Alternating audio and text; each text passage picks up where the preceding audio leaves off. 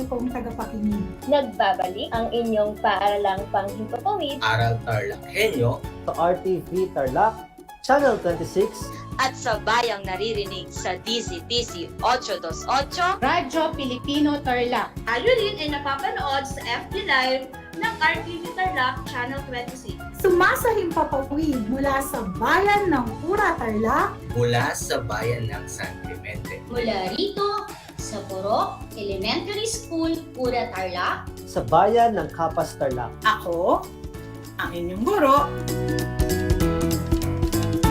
na maghahatid sa inyo ng makabuluhang pagtalakay sa ating aralin.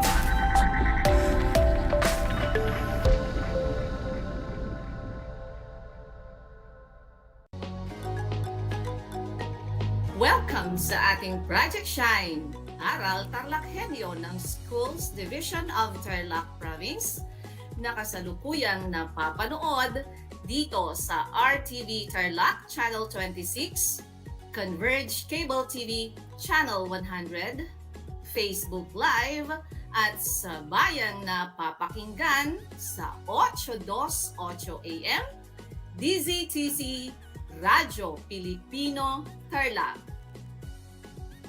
Magandang buhay, mabuting tao. Kamusta na kayo mga giliw naming tagapakinig at tagapanood? Ang aking pagbati at paghanga sa inyong pagpapahalaga sa edukasyon at pagpupursiging matapos ito ng nagtatagumpay sa kabila ng hamon ng pandemya. Ako ang inyong guro sa edukasyon sa pagpapakatao Baitang 4, Ginang Noemi Quimado Pagarigan, sumasahimpapawid mula sa bayan ng Kamiling, lalawigan ng Tarlac. Sasamahan at gagabayan ka sa Most Essential Learning Competency na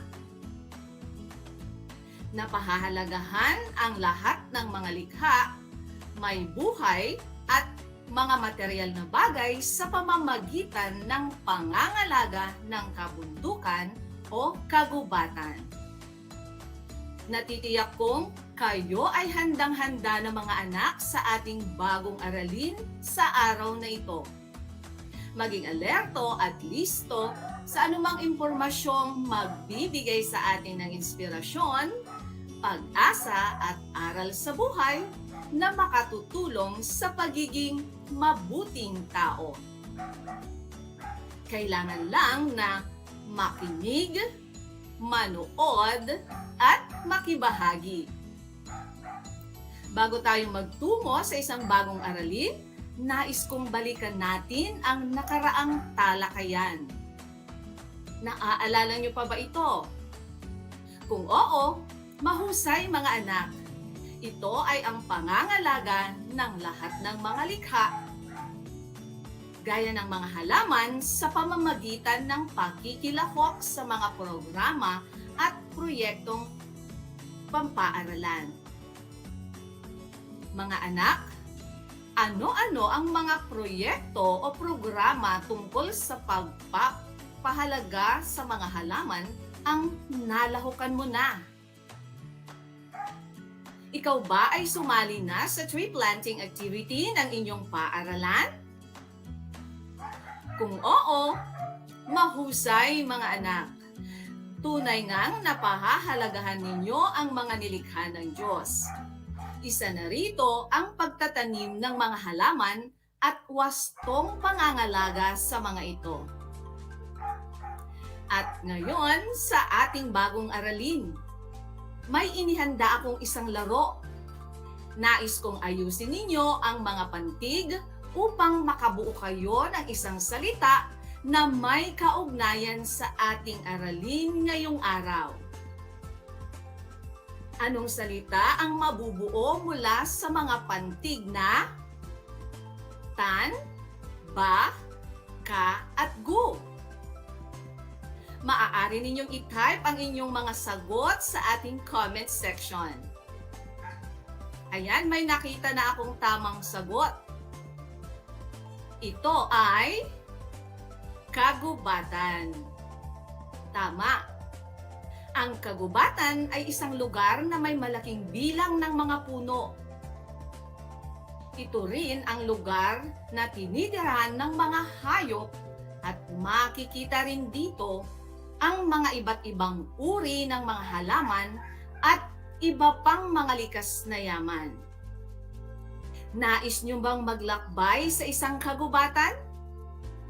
Kung oo, nais kong makinig kayo ng mabuti sa kwentong aking ibabahagi.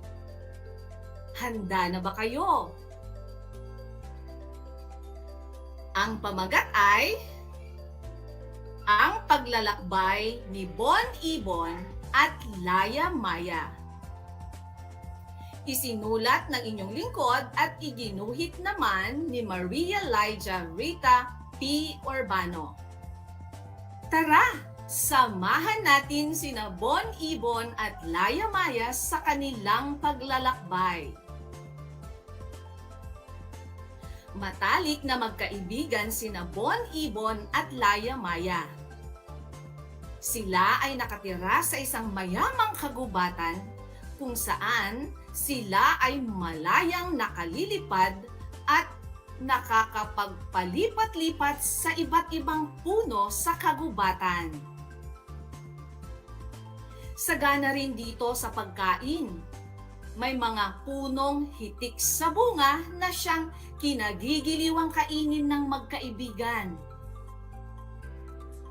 Malaya rin silang nakakukuha ng mga uod at ibang insekto o insektong maaari nilang kainin. Napakasaya nila at ng iba pang mga ibon at hayop na nakatira sa kagubatan ng Hiraya. Palagi din silang magkasama sa paglalakbay patungo sa iba't ibang lugar. Isang araw, nagkayayaan ang magkaibigan na magtungo sa kabundukan malapit sa kagubatang kanilang tinitirahan. Bon Ibon, nais ko sanang maglakbay at marating ang kahabaan ng kabundukan sa kabilang ibayo. Wika ni Laya Maya.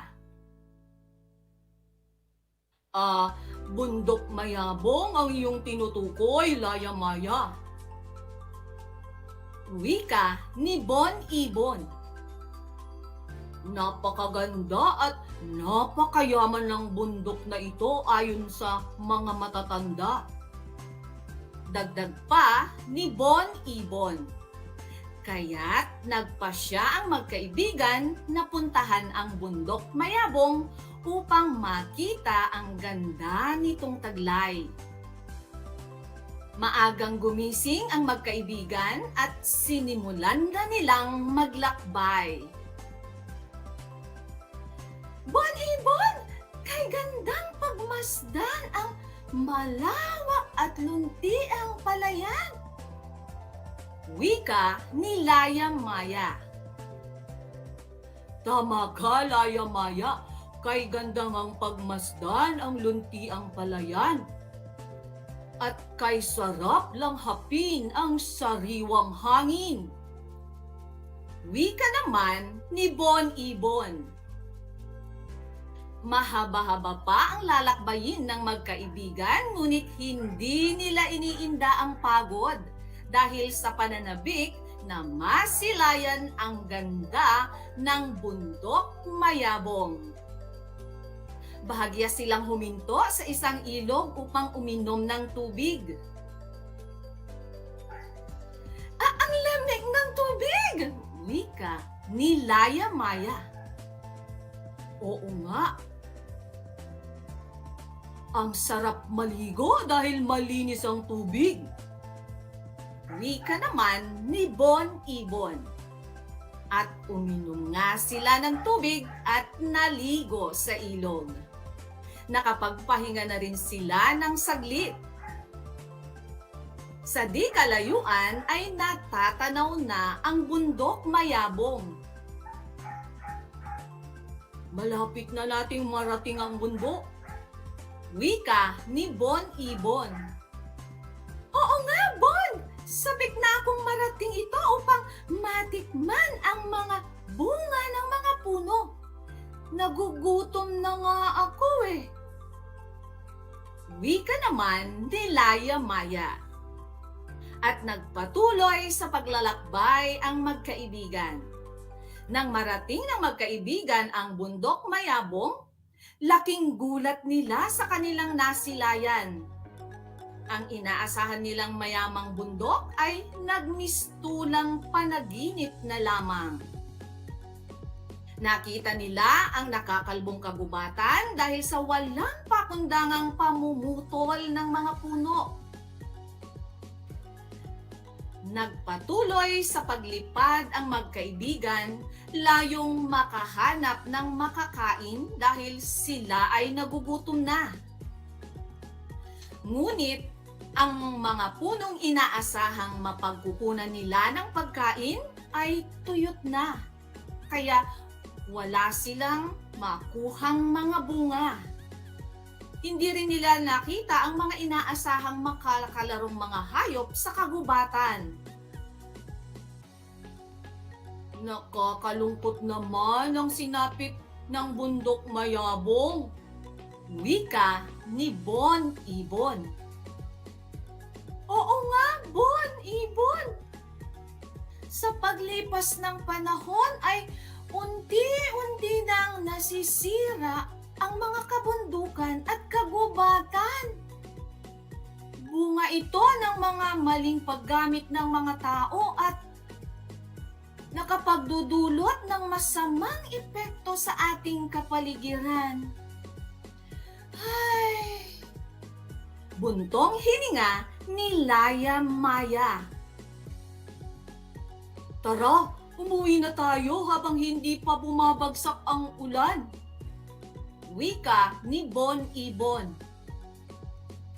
Sige, tara na para hindi tayo maabutan. Sagot ni Laya Maya. At naglakbay muli ang magkaibigan patungo sa kanilang tahanan, ang bundok Hiraya. Ayon sa ating kwento, sino ang dalawang magkaibigang ibon? Kung ang sagot ninyo ay sina Bon Ibon at Laya Maya, ito ay tumpa. Saan sila nakatira? Tama kayo kung ang sagot ninyo ay sa mayamang kagubatan ng bundok Hiraya.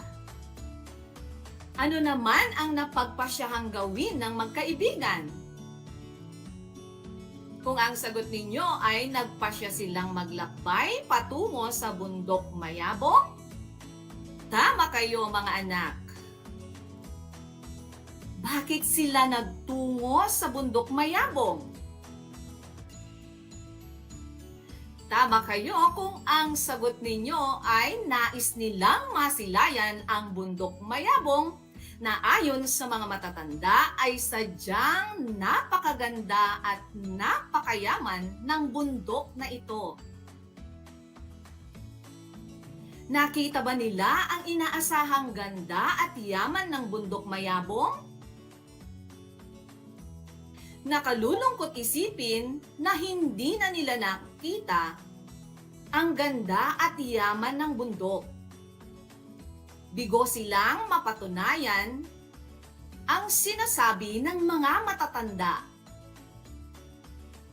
Sa katunayan, ano ang nakita ni Bon Ibon at Laya Maya? Tama kayo kung ang mga nakita nila ay ang nakakalbong kagubatan dahil sa walang pakundangang pamumutol ng mga puno. Wala ng mga bungang kahoy na inaasahan nilang matikman at wala na rin ang mga hayop na nais nilang makalaro dahil nasira na rin ang kanilang mga tirahan. Tunay ngang napakalungkot isipin ang sinapit ng bundok mayabong. Huwag nating hayaan na ganun na lamang ang sasapitin ng ating mga kabundukan at kagubatan. Mga anak, ang kalikasan ay maituturing na pinakamahalaga at pinakamagandang biyaya na ipinagkaloob sa atin ng Panginoong Diyos. Ito ay binubuo ng mga lupain tulad ng kabundukan, kagubatan, at maging magagandang tanawin. Tunay ngang biyaya ang mga ito dahil pinagkukunan natin ang mga iba't ibang produkto tulad ng goma, papel, troso, tabla, kahoy para gawing muebles, mga herbal na gamot at marami pang pangangailangan sa araw-araw. Kaya't bilang mga mamamayan, paano natin mapangangalagaan ang ating kagubatan at kabundukan?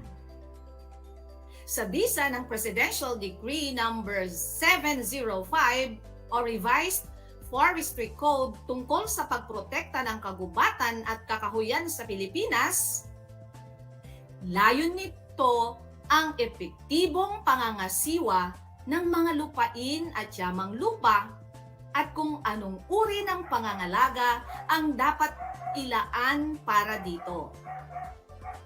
Kaya't narito ang mga paraan kung paano mapangalagaan ang ating kabundukan at kagubatan. Iwasan ang iligal na pagmimina, pagputol ng mga puno at pagkakaingin sa kagubatan upang maiwasan ang pagguho ng lupa o soil erosion at biglang pagbaha dahil sa wala nang sumisipsip sa mga tubig tuwing umuulan at nagbibigay ng sariwang hangin na ating nilalanghap. Nagsisilbi rin itong kanlungan ng mga hayop na nabibilang sa mga endangered species o mga hayop na malapit ng maubos. Ang sino mang lumabag sa batas na ito ay papatawan ng karampatang parusa mula sa ilang buwan hanggang sa 20 taong pagkakakulong, depende sa bigat ng kasong ipapataw sa isang akusado. Marahil ay nauunawaan mo na ngayon ang kahalagahan ng ating mga kabundukan at kagubatan. At ngayon, paano ninyo maipakikita ang inyong pagpapahalaga sa mga ito? Iguhit ang masayang mukha kung ang pangungusap ay nagsasaad ng wastong pangangalaga sa kabundukan o kagubatan at malungkot na mukha naman kung hindi. Maaari rin ninyong gamitin ang comment section sa ating FB Live. Simulan na natin! Una, sumali sa tree planting activity na inilunsad ng Supreme Pupil Government o SPG sa aming paaralan. Kung ang sagot ninyo ay masayang mukha, tama kayo mga anak. Ikalawa, itinuturo ko sa mga illegal loggers kung saan marami silang makukuhang kahoy sa kagubatan. Ang sagot ay malungkot na mukha. Ikatlo, nagmimina ang grupong Ella Mines ng walang kaukulang permit o permiso mula sa Department of Environment and Natural Resources o DENR. Ang sagot dito ay malungkot na mukha. Ika-4, nangailangan ng poste ng ilaw ang iyong tatay, kaya't pumutol siya ng puno sa gubat, ngunit nagtanim siya ng 3 punla bilang kapalit ng kanyang pinutol. Kung ang sagot mo ay masayang mukha, ito ay tumpak. Ika-5, hikayatin ko ang kapwa mag-aaral na makilahok sa mga programang layon ay pangangalaga sa ating kabundukan. Kung ang sagot mo ay masayang mukha, ito ay tumpak. Mga anak, ang kabundukan o kagubatan ay likha at biyaya ng Diyos. Ito ay dapat nating ingatan, pahalagahan at pagyamanin. Uulitin ko, ang kabundukan at kagubatan ay nilikha at biyaya ng Diyos. Ito ay dapat nating ingatan, pahalagahan at pagyamanin. Ngayong alam mo na ang masamang dulot at diwastong pangangalaga sa ating kabundukan o kagubatan, napakahalaga na maiparating natin sa ibang tao ang mensaheng ito upang maisalba at maprotektahan ang mga nilikha ng Diyos, lalong-lalo na ang ating mga kabundukan at kagubatan. Mahalagang tandaan mga anak ang mga sumusunod na konsepto mula sa ating aralin ngayong araw. Una, iwasan ang iligal na pagmimina, pagputol ng mga puno at pagkakaingin sa kagubatan upang maiwasan ang pagguho ng lupa o soil erosion at biglang pagbaha. Pangalawa, tumulong at makibahagi sa mga programang layon ay pahalagahan at pangalagaan ang ating mga kabundukan at kagubatan. Pangatlo, maging masunurin at responsableng mamamayan upang mapangalagaan at mapahalagahan ang mga nilikha ng Diyos. Isang talakayan na naman ang malapit ng matapos. Ako ay masayang-masaya sa ipinakikita ninyong aktibong pakikibahagi sa ating aralin ngayong araw. Higit sa lahat, ang inyong pagmamahal sa edukasyon. Ipagpatuloy ang kagandahang asal na ito mga anak. Hakbang tungo sa katuparan ng inyong mga pangarap sa hinaharap.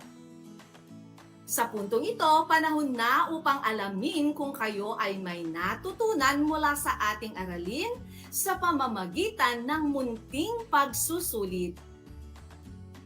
Sa lahat ng nanonood sa FB Live, gamitin ang FB chat box para sa inyong mga kasagutan. Ihanda naman ang panulat at sagutang papel sa lahat ng mga nanonood sa telebisyon at nakikinig sa radyo. Narito ang panuto. Isulat ang tama kung ang pangungusap ay nagpapakita ng pagpapahalaga sa kabundukan o kagubatan at mali naman kung hindi. Una, makilahok sa pagtatanim ng mga puno at halaman o reforestation sa mga bakanting lupain sa kabundukan. Ang sagot ay tama. Ikalawa, sumama sa mga illegal loggers sa pagputol ng mga puno sa gubat dahil malaki ang kikitain dito. Kung ang sagot ninyo ay mali, ito ay wasto. Ikatlo, Ipaalam sa kinauukulan ang walang pakundangang pagmimina sa inyong lugar ng walang kaukulang permit. Ito ay tama. Ika-4, hikayatin ang ibang kabataan sa inyong lugar na tamnan ang nakakalbong bahagi ng bundok sa inyong lugar upang maiwasan ang landslide. Ang sagot ay tama. Ika-5, ang mga kagubatan ay nagsisilbing kanlungan ng mga iba't ibang hayop kaya dapat nating pangalagaan upang manatili ang mga nakatirang hayop dito. Ang sagot dito ay tama. Binabati ko kayong lahat mga anak sapagkat natitiyak kong nakuha ninyong lahat ang tamang sagot sa ating pagsusulit. Mula sa akin, tanggapin ninyo ang mga salitang magaling at mahusay, mabuting tao. Mga anak, ako ay naghanda rin ng mga gawain at refleksyon sa inyong learning activity sheet. Inaasahan ko na ito ay inyong sasagutan ng buong sigasig at sa abot ng inyong makakaya. Sakali man na kailanganin ninyo ang patnubay ng inyong kapamilya at guro, huwag kayong mag-atubiling sila ay tawagan upang kayo ay magabayan ng tama. Panalangin ko na anumang konsepto higit lalo ang mga aral sa buhay na inyong natutunan sa araw na ito ay inyong maisabuhay sa araw-araw. Muli, ako ang inyong guro sa edukasyon sa pagpapakatao baitang 4, Ginang Noemi Quimado Pagarigan mula sa bayan ng Kamiling na nagpapaalala na piliing maging mabuting tao sa lahat ng panahon at pagkakataon. Paalam!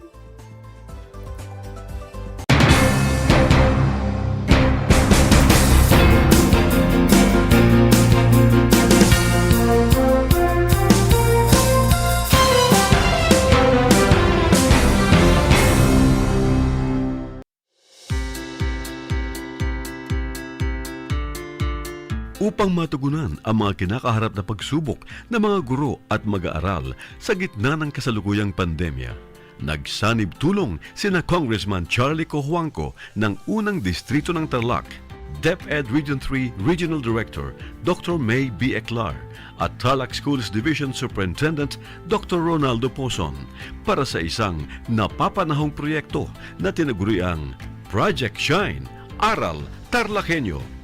Ang mga mag-aaral ng Grade 4 at Grade 5, ganon din ang Grades 8 and 9 sa buong probinsya ng Tarlac, kasalukuyang sumasailalim sa radio-based instruction. Katuwang ang himpilang DZTZ 828 kHz AM at RTV Tarlac, Channel 26. Ang Tarlac po nangunguna po ngayon pagdating po sa radio-based instruction. Marami pong humahanga sa atin. I'm very happy this station, itong DCTC, could reach the whole of Region 3.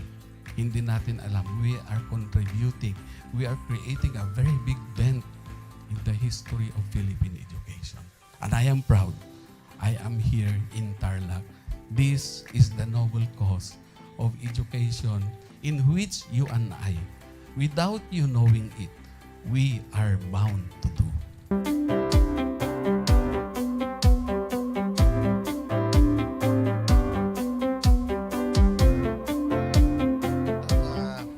Project natin na Project Shine is a natural consequence dahil sa nangyari sa buong mundo. Let's continue to work together. I think it's very Filipino to practice bayanihan in anything or most of the things that we do. And this is a manifestation of that. No? We have private sector, we have DEPED, we have local government, all working together And I hope the parents of some of these children, especially the parents that did not graduate from school or hindi nakapag-aral nung sila ay bata, sana naman gamitin na nila itong opportunity na mag-schooling na rin sila kasama ng mga anak nila para mag-bonding pati ang mga magulang sa mga bata. I look at this as doing God's work. Diba? So if you do God's work, it feels right. It's righteous. It's for good, not for evil. Good morning and happy learning, grade 4.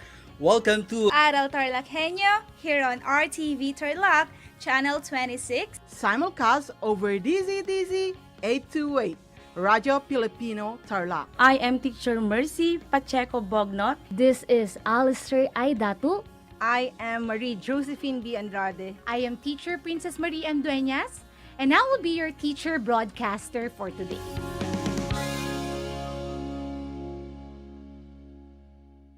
Did you know that children learn more when they initiate an activity and are actively engaged in it?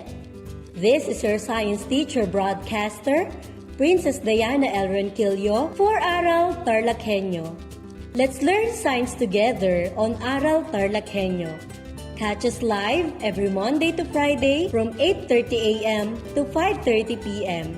Watch Aral TarlakHenyo on RTV Tarlac, Channel 26, simulcast over Radio Filipino, DZTC 828 kHz, and streamed live on FB page and YouTube channel of RTV Tarlac, Channel 26.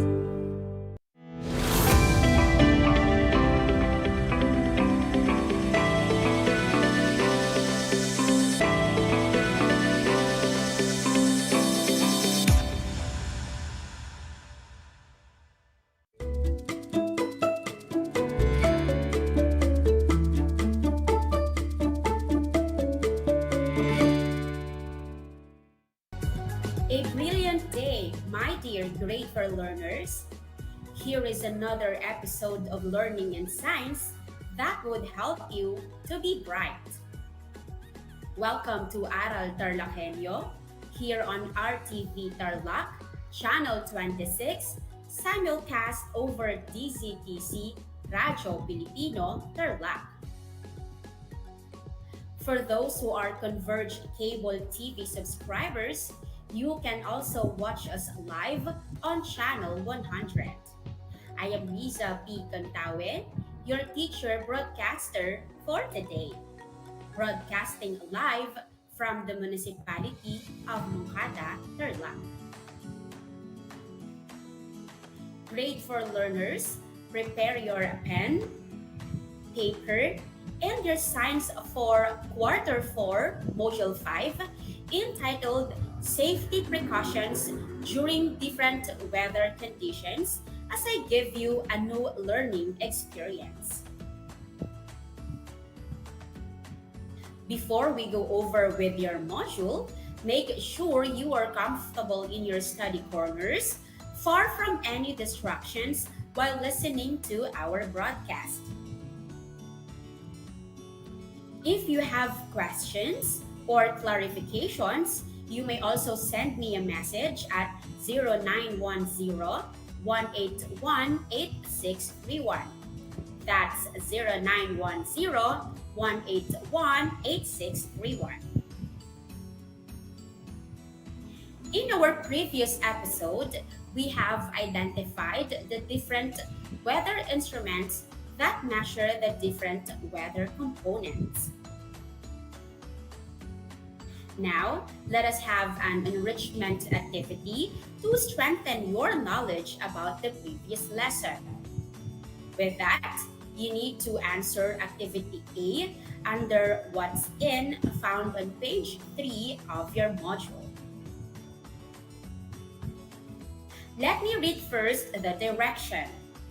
Write true if the statement is correct and false if not. Again, write true if the statement is correct and false if not. You will be given 5 seconds to answer every item. And for those who are watching via Facebook Live, you may share your answer in the comment section. So, young scientists, let's begin our learning adventure. Are you ready, grade 4 learners? If yes, let us begin. For statement number 1, thermometer is used to measure the air temperature. Again, thermometer is used to measure the air temperature. Your 5-second timer starts now.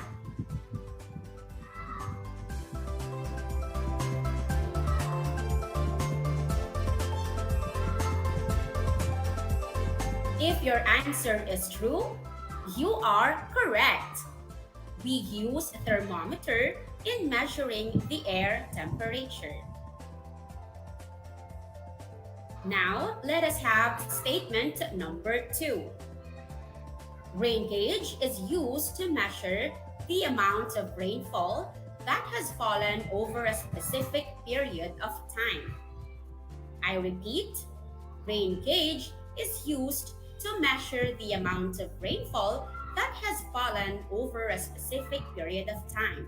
Your 5-second timer starts now.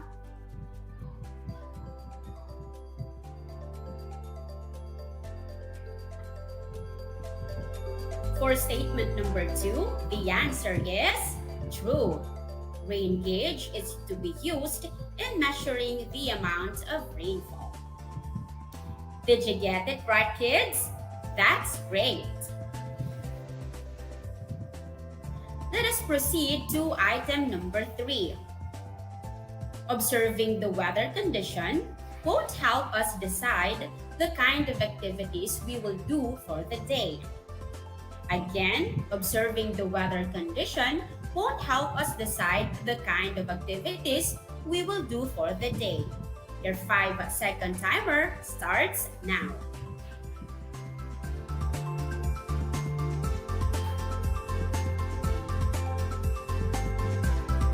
Learners, your time is up.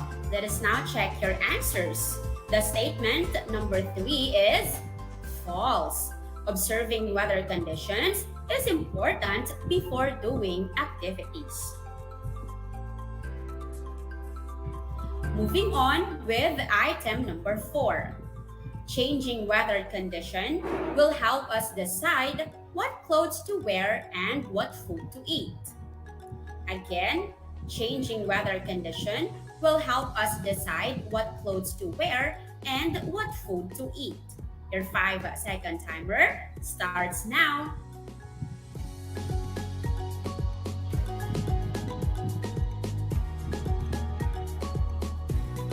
All right, what is your answer? You are correct. The answer is true because changing weather condition affects our choice of clothes to wear and food to eat. For the last item, we have number 5.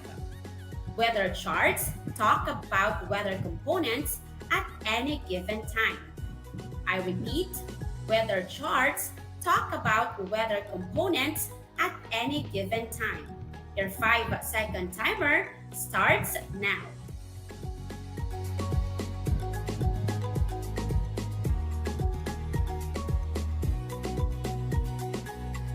If your answer is true, you are correct. By using the weather charts, we can gather observations about the weather elements such as temperature, pressure, wind, humidity, and cloudiness. Did you get a perfect score? If yes, that's great.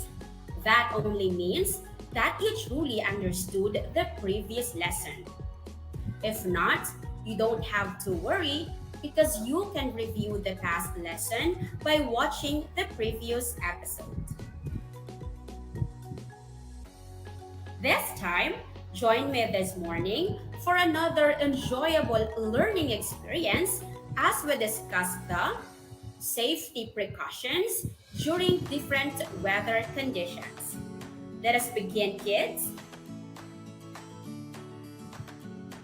Observing weather conditions help us predict the type of weather coming ahead and decide what suited activities can be done. Weather changes from time to time. Sometimes, weather can cause harm, so safety precautions are needed to keep us safe. In this episode, you will be provided with various activities that will enhance your insights in identifying safety precautions during different weather conditions. Good luck, young scientists, and have a meaningful learning experience for today's episode. Now let us study the following pictures and try to identify what safety precautions are being illustrated.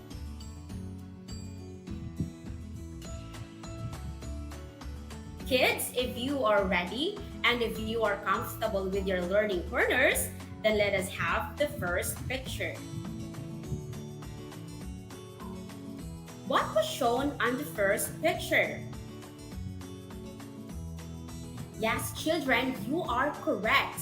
It is a picture that shows applying a sunblock lotion to the skin. Why do you have to apply sunblock lotion to your skin? You are again correct. We apply sunblock lotion to our skin to protect our skin from the heat of the sun. Let us proceed to the next picture. The picture tells us to stay inside the house during rainy days. During rainy days, staying inside the house is advisable, and doing indoor activities like watching TV, reading books, and playing indoor games are some of the activities that we can do. Next, we have the third picture.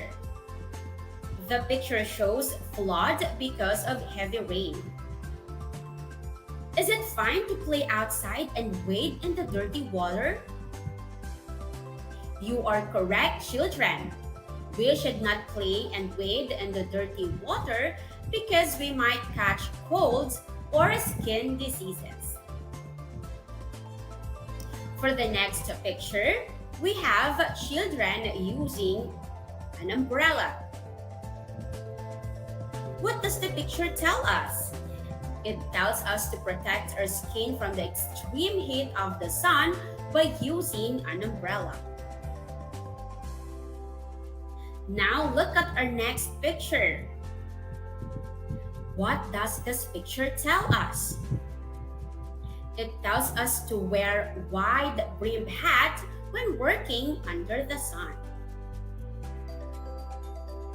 My dear scientists, let us always be reminded of these safety precautions during the different weather conditions to keep us safe from any harm. Now for the next activity, we will identify what appropriate safety precautions should be done during different weather conditions. Write your answers in your science notebook. And for those who are watching via Facebook Live, you may share your answer in the comment section. You have 5 seconds to answer each question. Are you ready, young scientists? That's great. Now let me read to you the directions. Choose what weather condition that is appropriate to the given safety precautions. For item number 1, wear sunglasses for protection against UVA and UVB rays. What weather condition this safety precaution should be done? A. Rainy day, B. Sunny day, or C. Stormy day. Your 5-second timer starts now.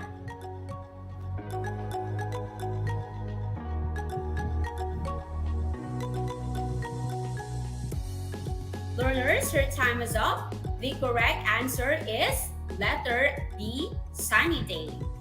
During this kind of weather, we should be wearing sunglasses to protect our eyes from UVA and UVB rays. Did you get a correct answer? That's great, grade for learners. Let us proceed to item number 2, stay away from windows. I repeat, stay away from windows. What weather condition this safety precaution for? Is it for windy day, rainy day, or sunny day? Your 5-second timer starts now.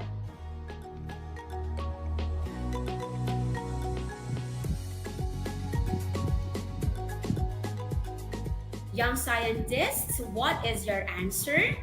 You got it right. The answer is letter A, windy day. During this weather, staying away from the window is advisable so you will not get hurt in case the window glass will be broken because of the strong winds. For item number 3, keep with you an umbrella to protect you from getting wet. Again, keep with you an umbrella to protect you from getting wet. Is it for A, windy day, B, rainy day, or C, sunny day? Your 5-second timer starts now.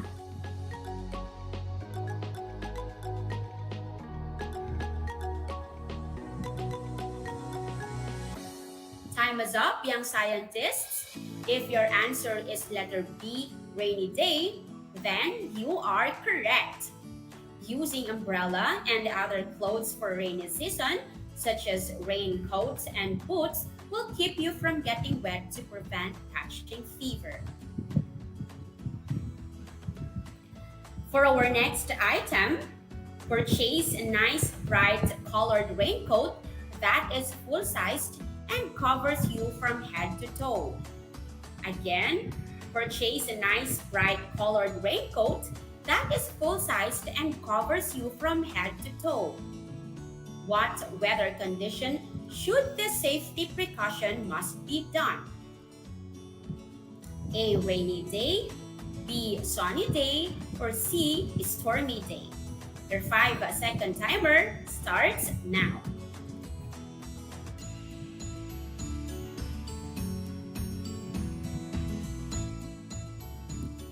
Learners, your time is up. The correct answer is letter A, rainy day. Full-sized raincoat should be worn during this weather condition to cover and protect your body from the rain.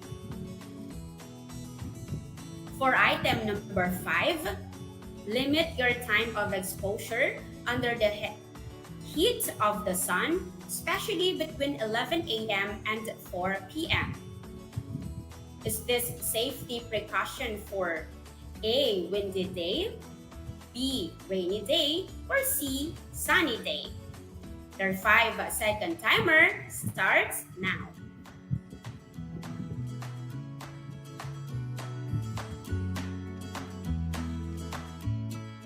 Young scientists, what is your answer?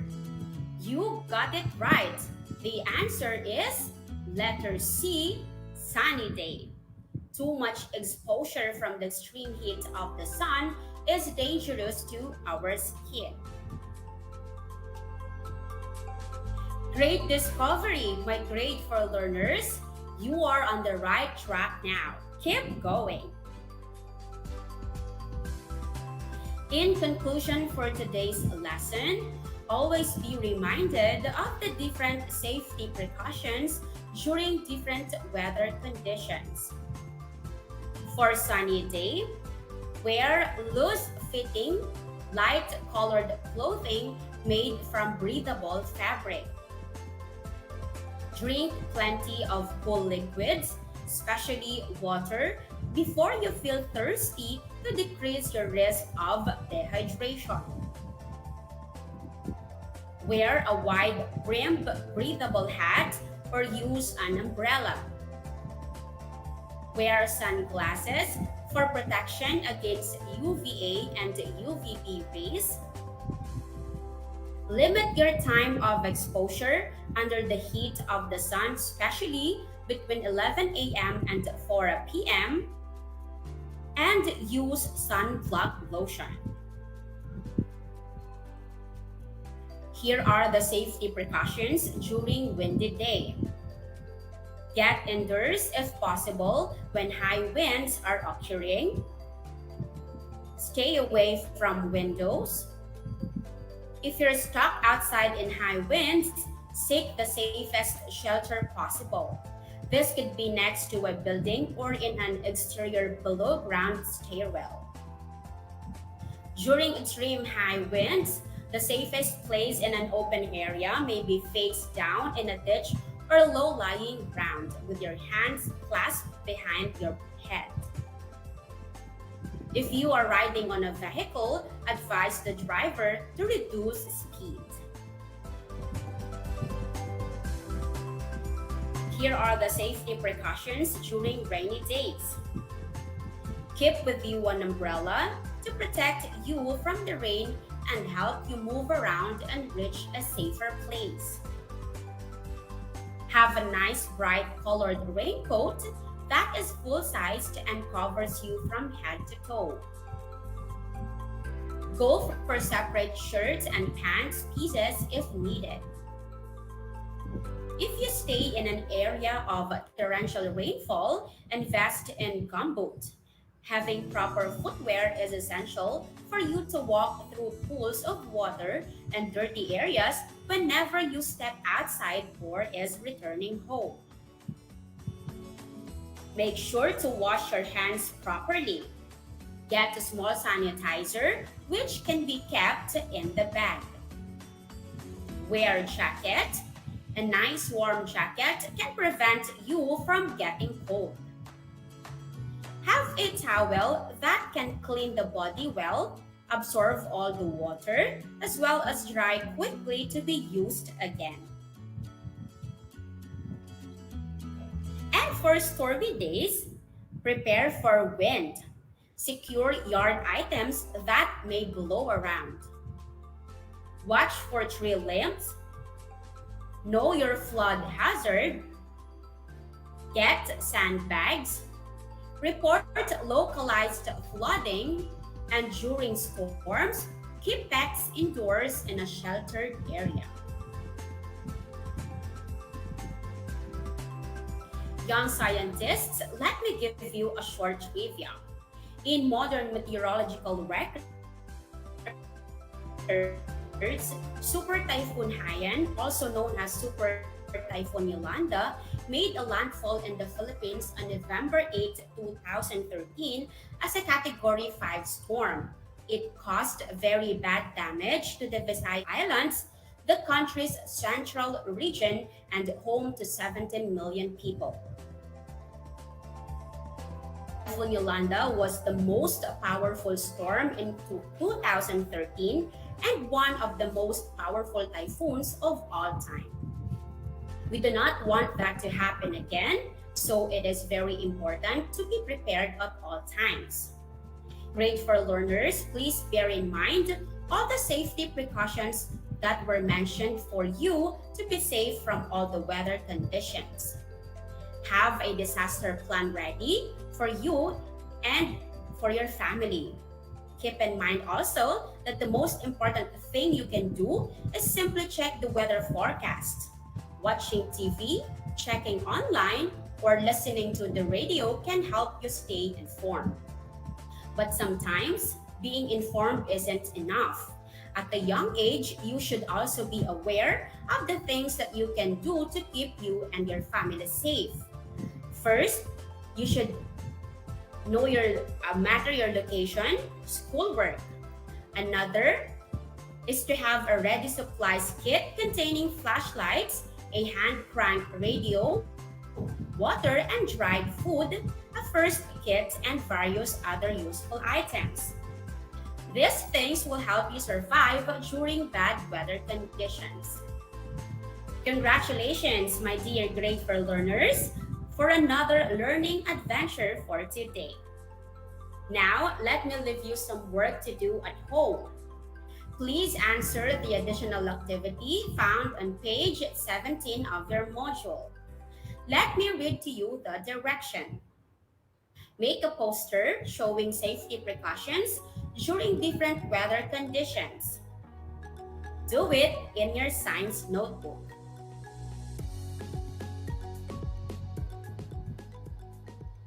Keep on moving, my grade 4 learners. You all did a great job today.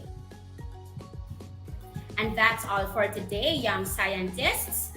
I hope you had fun in learning Science 4, where your curiosity and imagination unfolds.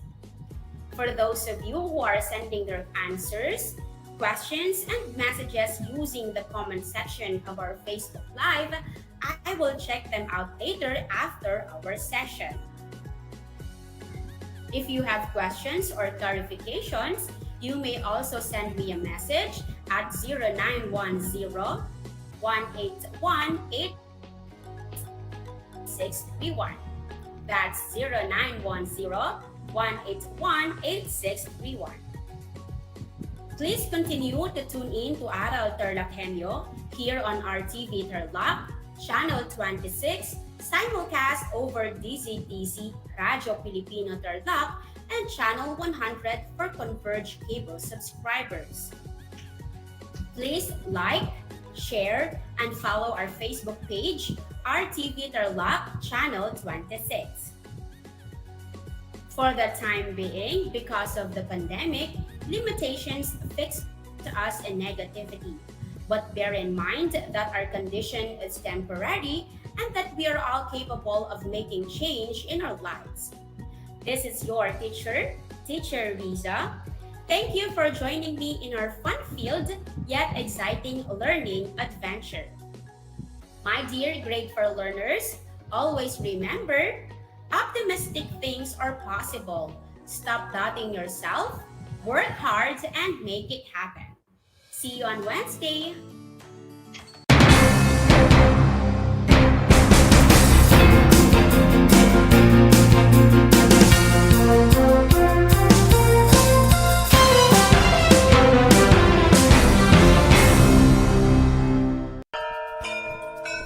Alam niyo ba, ang Balanggiga Bells ay kinuha ng mga sundalong Amerikano bilang war trophies pagkatapos ng Balanggiga Massacre noong 1901?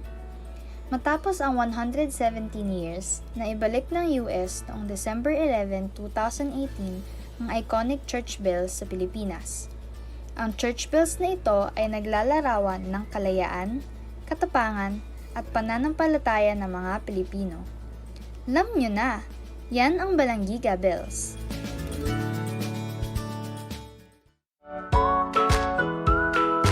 How are you today? Hello, everyone. Hello, learners of Tarlac. Good morning, Math Talino Grade 4 learners. Welcome to Aral TarlakHenyo here on RTV Tarlac Channel 26. Simulcast over DCTC Radio Filipino Tarlac.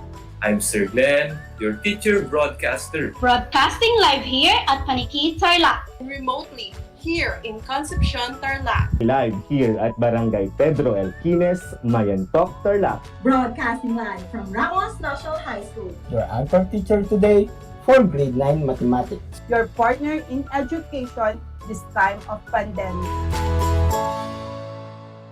Multiply 1089 by 9. You will get an answer, the exact reverse, which is 9,801. My name is JRP Duldulao, your teacher broadcaster on Aral TarlakHenyo. For more math trivia and answers to your math questions, catch Aral TarlakHenyo every Monday to Friday from 8:30 a.m. to 5:30 p.m. Learning math is so much fun!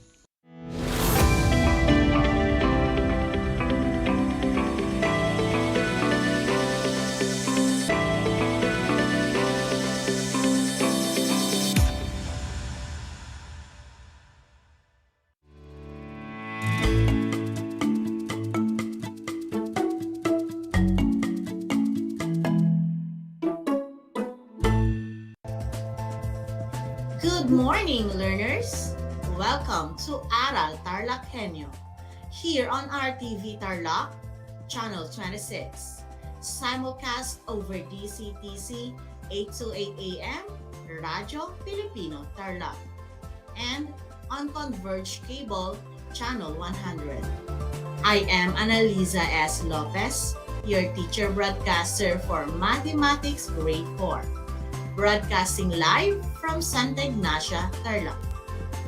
Get ready to listen and try to be focused and be at your best. Are you ready for a fun and exciting learning experience today? Okay, let's get ready, my dear learners. First, I want you to find a comfortable place where you can listen or watch attentively.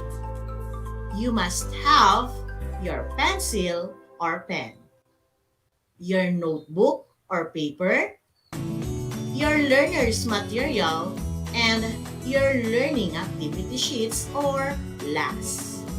And of course, water to keep you hydrated. I will give you 5 seconds to prepare.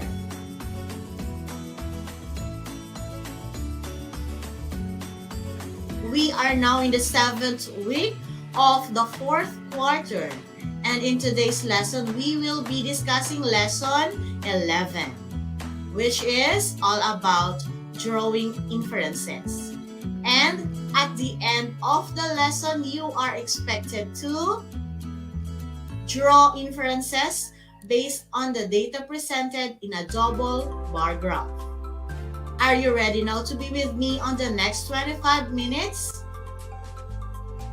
If you are ready, walk with me on the process of drawing inferences on data presented in a double bar graph. But before that, let's have a short review on the lesson discussed by Ma'am Camille De La Rosa and Sir Mario Noel last week. You have learned solving routine and non-routine problems using data presented in a single or double bar graph. Let's recall your lesson by answering the given questions using the graph. Now, what kind of graph is being shown in your screen? Correct. It's a double vertical bar graph. What is the graph all about? Very good. It is all about the number of students in Monte Claro High School who worked and did not work as part-time while studying. The number of working students is represented by blue bars, and the non-working students are represented by orange bars. For those who are listening in the radio, you listen carefully as I tell you the data in the double vertical bar graph. You can illustrate it if you want for better visualizing of the double vertical bar graph. The title of the graph is Students Who Worked ages 15 to 18. In the horizontal label, the data are the ages from 15 to 18 years of age. In the vertical label, the data are the number of students that starts from 0, then 10, 20, 30, up to 100. Now, for 15 years old, there are 20 working students and 60 non-working students. For 16 years old, there are 30 working students and 89 non-working students. For ages 17, there are 50 working students and 70 non-working students. And for 18 years old, there are 90 working students and 40 non-working students. Did you get all the data correctly? Great. Then we are now ready to answer the questions based on the graph presented. Remember, kids, to apply your skills learned in solving routine and non-routine problems using the data presented in the graph. What you will do is to choose the correct answer from the given choices. If you are watching live via Facebook, you can type your answers in the comment box below. And if you are listening through the DZTC 828 AM, watching live via RTV channel 26, or watching through the Converged Cable channel 100, you get your paper and pen and write down your answers. For the first question, how many students of 17 years of age were surveyed? For the choices, 110 students, 120 students, 130 students, or 140 students. Remember, for the age 17, there are 50 working students and 70 non-working students. So how many students of 17 years of age were surveyed? 110, 120, 130, or 140 students. 3 seconds to answer. The correct answer is 120 students. Very good, kids. Next question. How many students of 18 years of age worked?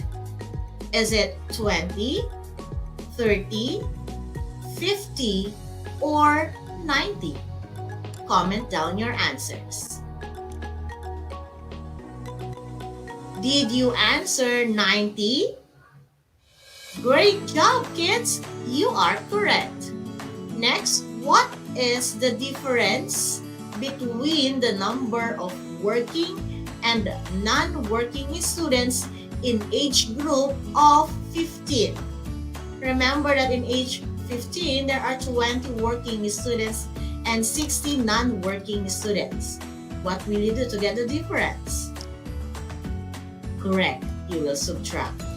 And for your choices, the choices are 20 students, 40 students, 50, or 60 students.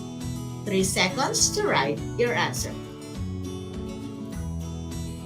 The correct answer is 40. Next question.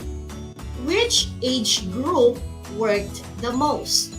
Again, which age group worked the most? Choices are 15, 16, 17, or 18. 3 seconds to answer.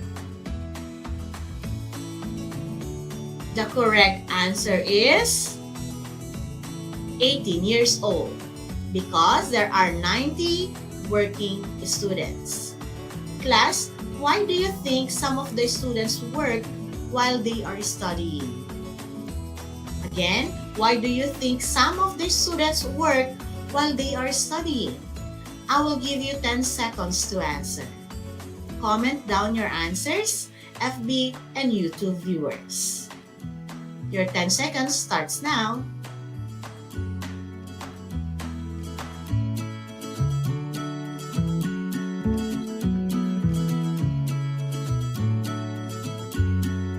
Alright kids, time is up. Let's read some of the answers in the comment box. Okay, so Jorem says, because their parents don't have enough money to support their studies. Yes, Jorem, that's correct. Another answer coming from Rian, because they wanted to finish their studies to fulfill their dreams. Correct, Rian. Thank you, Jorem and Rian, for the response. And for the rest of you who answered in the comment box. There you go, learners. Did you get 5 out of 5? Very good. It means you really listened well in the discussion last week. And I am pretty sure that you are so excited to learn something new in our math class this week.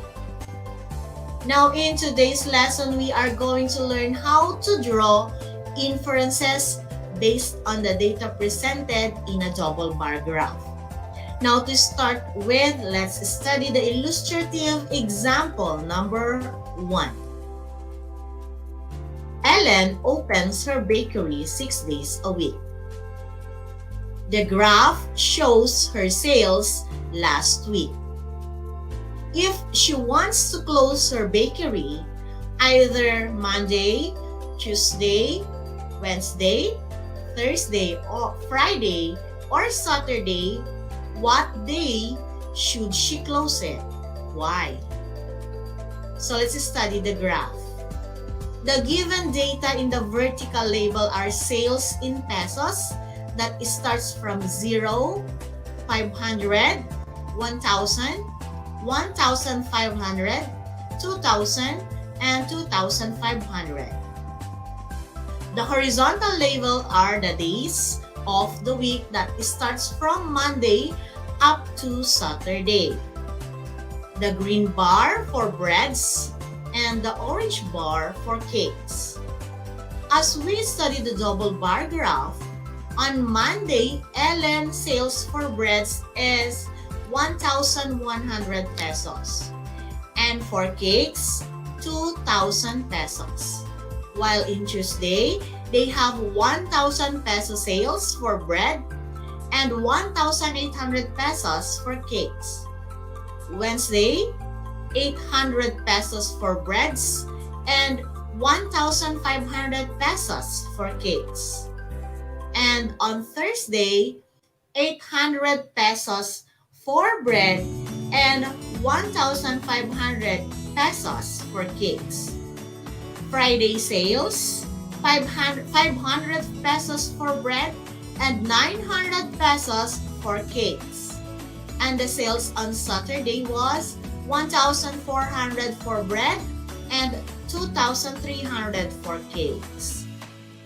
Now, using the graph class, if your sister owns that bakery, what day do you think she prefers to close it? Friday? Why did you say so? Yes, because in the graph, it has very low sales. Among the other days, Friday has the lowest sales. So, Ellen might close the bakery every Friday because the graph shows poor sales on that day. From your answers, class, you are already making inferences based on the data in the graph. By the way, what kind of graph is being used to present the data? Yes, it is a double bar graph. A double bar graph is used to display two sets of data on the same graph. It helps us to compare more than one kind of information.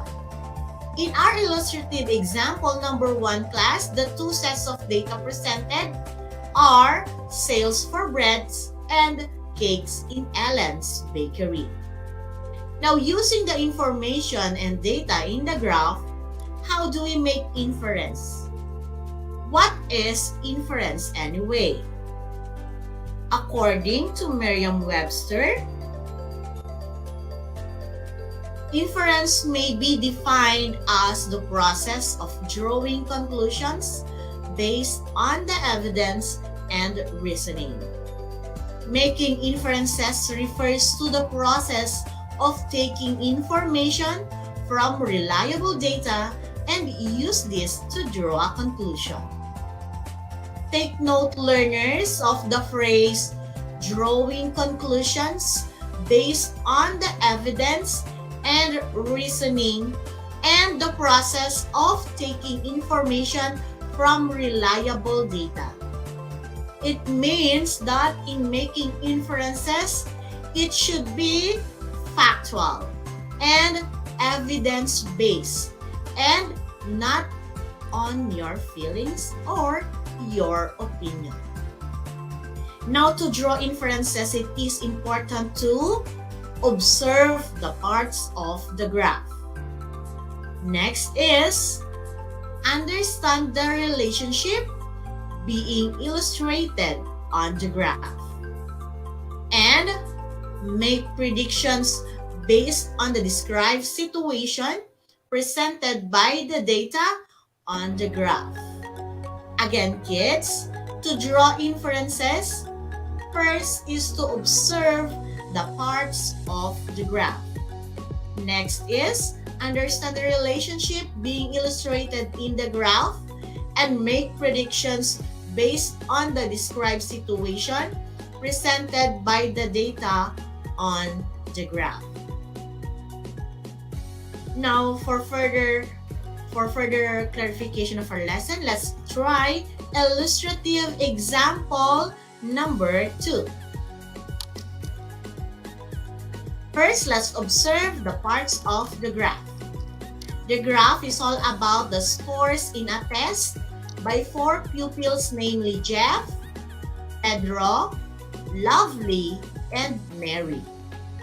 In the vertical label are the scores from 0 up to 40. And in the horizontal label are the names of the pupils. The green bar represents the scores of the pupils without preparation. And the orange bar are the scores with preparation. As you can see, class, the graph is a comparison of the scores of the 4 pupils when they prepare for a test and when they did not prepare for a test. So when we say with preparation, class, it means that they studied their lesson before the test. And when we say did not prepare, it means they did nothing. They don't even bother to open their notes or books to study. Okay, Jeff got 29 when he did not prepare for the test, and he got 38 when he prepared for the test. Pedro got 31 in the test without preparation and got 37 with preparation. Lovely got 25 without preparation and 35 when she prepared for the test. Mary got 27 in the test when she did not prepare and got a score of 36 when she prepared for the test. Now, from the data given and presented, what can you infer about the scores of the pupils? Is there any improvement of the scores when they prepared for the test? Yes, correct. The pupils made the most improvement. Their scores improved by 6 to 10 points. So what inference can we draw based on the data presented? I will give you 10 seconds to write down your answers. Again, if you're watching live via Facebook or on YouTube channel, you can comment down your answers. And if you are watching live through the RTV Channel 26 and Converge Cable, Channel 100, or listening through DCTC 828 AM Radio Filipino, Tarlac, you can write your answers in your paper or notebook. Again, 10 seconds to answer.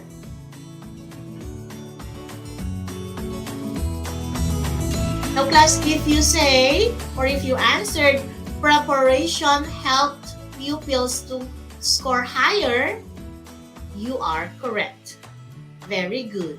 You got it. It means, class, that when you study your lessons, you will get a higher score. And of course, higher score means higher grades compared to not studying well. Especially we are now on our 7th week of the 4th quarter and we only have 1 week left before the summative test. So, if you want to get a higher score in your test, what will you do? Correct. You prepare by studying your notes again. This time, kids, let's try to answer some exercises that I prepared for you. Okay, here's the direction. Use the double vertical bar graph below to answer the questions. Write your answer on your notebook or paper. Now, for those who are watching live via Facebook, you can comment down your answers. Are you ready? Okay, let's start. Miss Vargas sent a survey form before the opening of classes to her incoming pupils. On what platform will she use on her class? And this is the result. First, let's observe the parts of the graph. For the vertical label, the data are the number of pupils responded from 0 to 40. On the horizontal label are the platforms to be used in her class like Zoom, FB Messenger, Google Classroom, and Microsoft Teams. Next is, let's understand the relationship being illustrated on the graph. The green bar represents the number of boys and the red bar represents the number of girls. For Zoom, there are 20 boys and 25 girls. For FB Messenger, 35 boys and 28 girls. For Google Classroom, there are 15 boys who chose Google Classroom and 10 girls. And for Microsoft Teams, 4 boys and 3 girls. Did you get all the information? Again, for those who are listening in the radio, for Zoom, 20 boys and 25 girls, FB Messenger, 35 boys and 28 girls, and 15 boys and 10 girls for Google Classroom, and 4 boys and 3 girls for Microsoft Teams. Let's answer the questions. Again, write the letter of the correct answer. Question number 1. Which platform do you think was the most difficult to use by her pupils and why? A. Zoom because 20 boys and 25 girls voted for it. B. Messenger because 35 boys and 28 girls voted for it. C. Google Classroom because 15 boys and 10 girls voted for it. Or D. Microsoft Teams because only 4 boys and 3 girls voted for it. Remember, class, the question is the most difficult to use by her pupils. 3 seconds to answer. The correct answer is letter D, Microsoft Teams, because only 4 boys and 3 girls voted for it. Question number 2. What platform do you think Miss Vargas will use for her class? Choices are FB Messenger because most of the pupils chose the platform. B. Zoom because it is an interactive platform. C. Microsoft Teams because this is what Miss Vargas wants to use. Or D. Google Classroom because this platform is easy to use. Again, 3 seconds to answer. Did you answer letter A? Awesome, grade for learners, you are correct. Let's move on to question number 3. Do you think the survey can help Miss Vargas decide what platform to use? For choices, A. No, it can't change the decision of Miss Vargas. B. Yes, because Miss Vargas will consider her pupils' learning preferences. C. No, because it is only a survey. Or D. None of the above. Again, kids, 3 seconds to answer. If your answer is letter B, you are right, because it is the reason why Miss Vargas conducted a survey. Did you get 3 out of 3? Awesome, kids. That is how we draw inferences based on the data presented in the double bar graph. Very easy, right? Remember, class, that drawing or making inferences refers to the process of taking information from reliable data and use this to draw a conclusion. To draw inferences, it is important to observe the parts of the graph, understand the relationship being illustrated on the graph, and make predictions based on the described situation presented by the data on the graph.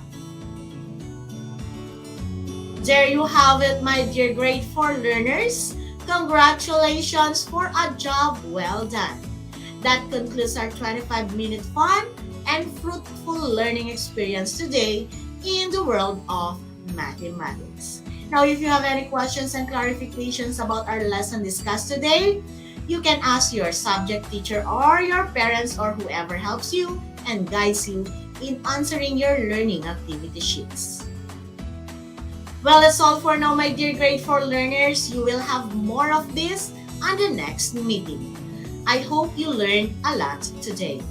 Once again, this is Teacher Analisa Servando Lopez, your mathematics teacher and for today, saying thank you for the opportunity to help you in answering your modules and worksheets in this time of pandemic.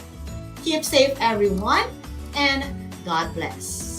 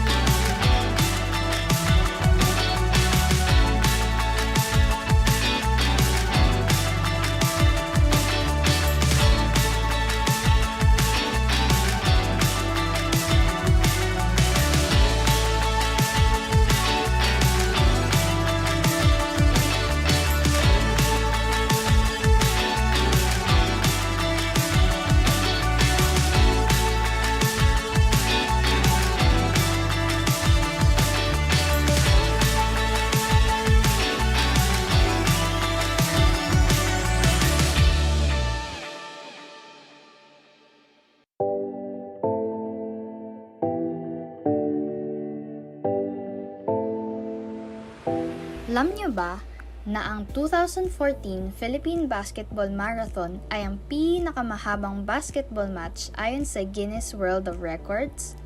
Ang laro ay naganap mula March 24 hanggang March 29, 2014 sa Meralco Gym sa Pasig at tumagal ng 120 hours. Ang marathon na ito ay isang fundraising event para sa mga biktima ng bagyong Yolanda. Alam niyo na, yan ang longest basketball match.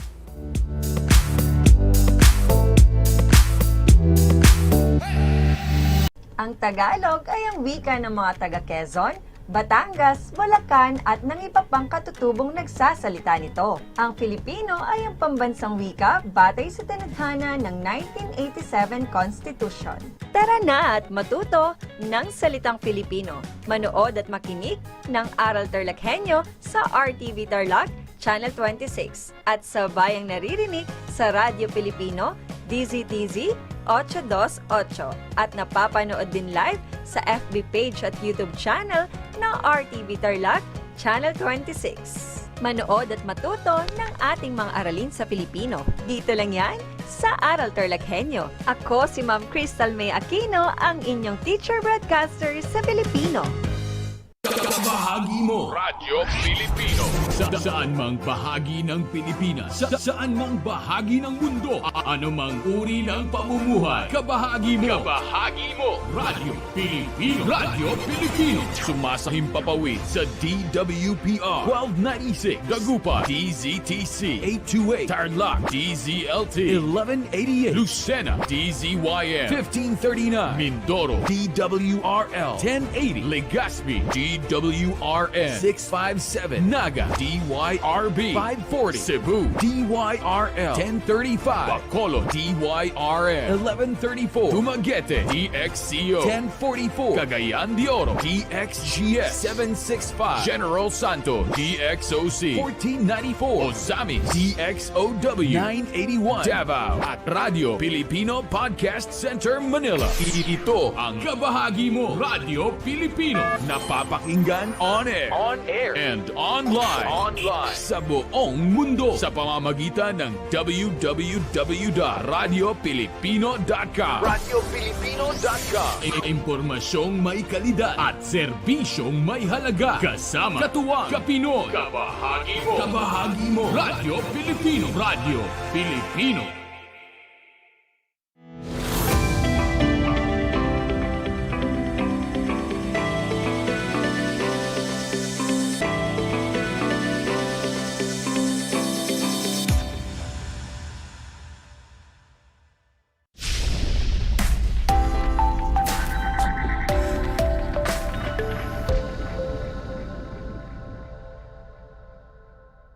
Welcome sa Aral TarlakHenyo ng Schools Division of Tarlac Province, hatid sa inyo ng RTV Tarlac Channel 26 at DZTC 828 Radyo Pilipino Tarlac.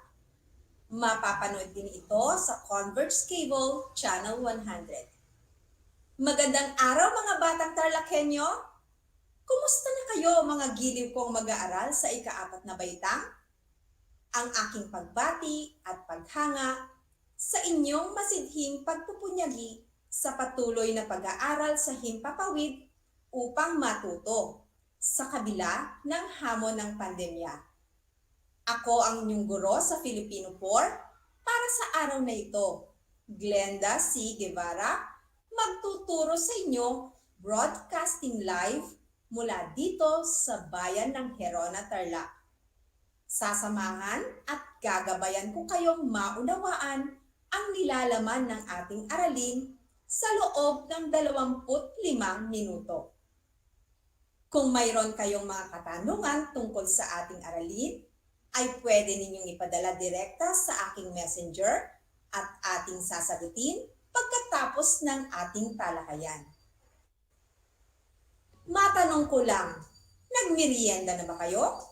Mabuti naman dahil nararapat lamang na may laman ang inyong tiyan upang mas maging alerto ang inyong isip, mas maayos at maunawaan ninyo ang ating aralin sa araw na ito. Sa puntong ito, nais kong ihanda ninyo ang inyong module o learning activity sheet para sa Filipino. Ihanda rin ang inyong ballpen at sagutang papel. Tiyakin na nasa komportableng lugar kayo at malayo sa anumang ingay para makapag-focus kayo sa ating talakayan ngayon. Bago tayo magsimula sa ating paksang aralin, ay alalahanin muna natin ang ating naging aralin noong nakaraang episode. Natatandaan pa ba ninyo ito mga bata? Magaling kung ganun! Tara na at magsimula na tayo. Subukan nating sagutin ang pagsasanay na ito. Ang panuto ay bilugan ng pangatnig na ginamit sa pangusap. Bilugan ng pangatnig na ginamit sa pangusap. Unang bilang, sasama ka ba sa aming mamasyal o maiwan ka sa bahay? Ikalawa, uuwi ako kapag kasama ka. Pangatlo, masustansyang pagkain ang gulay at prutas. Ika-4, gawin mo na ang sinabi ni nanay kung ayaw mong mapagalitan. At ang ika-5, maraming humanga sa dalaga maging ang mga binata sa kabilang lugar. Masasabi niyo ba kung anong mga pangatnig na ginamit sa bawat pangusap? Para sa unang bilang, ang pangatnig na ginamit ay tama ang inyong sagot. Para naman sa ikalawang bilang, ang pangatnig na ginamit ay kapag. Mahusay mga bata! Ang pangatnig na ginamit naman para sa ikatlong bilang ay at. Ang galing nyo! Ano naman kaya ang pangatnig sa ika-4 na bilang? Ang sagot ay kung. Kayo ay tama na naman. At para sa panghuling bilang, oo, tama kayo. Maging nga ang pangatnig na ginamit dito. Binabati ko kayo at tunay ngang may natutunan kayo sa inyong nakaraang aralin. Dumako naman tayo sa ating bagong aralin. Ano nga ba ang pangatnig? Ito ay bahagi ng pananalita na nag-uugnay sa dalawang salita, sugnay, parirala, o pangungusap.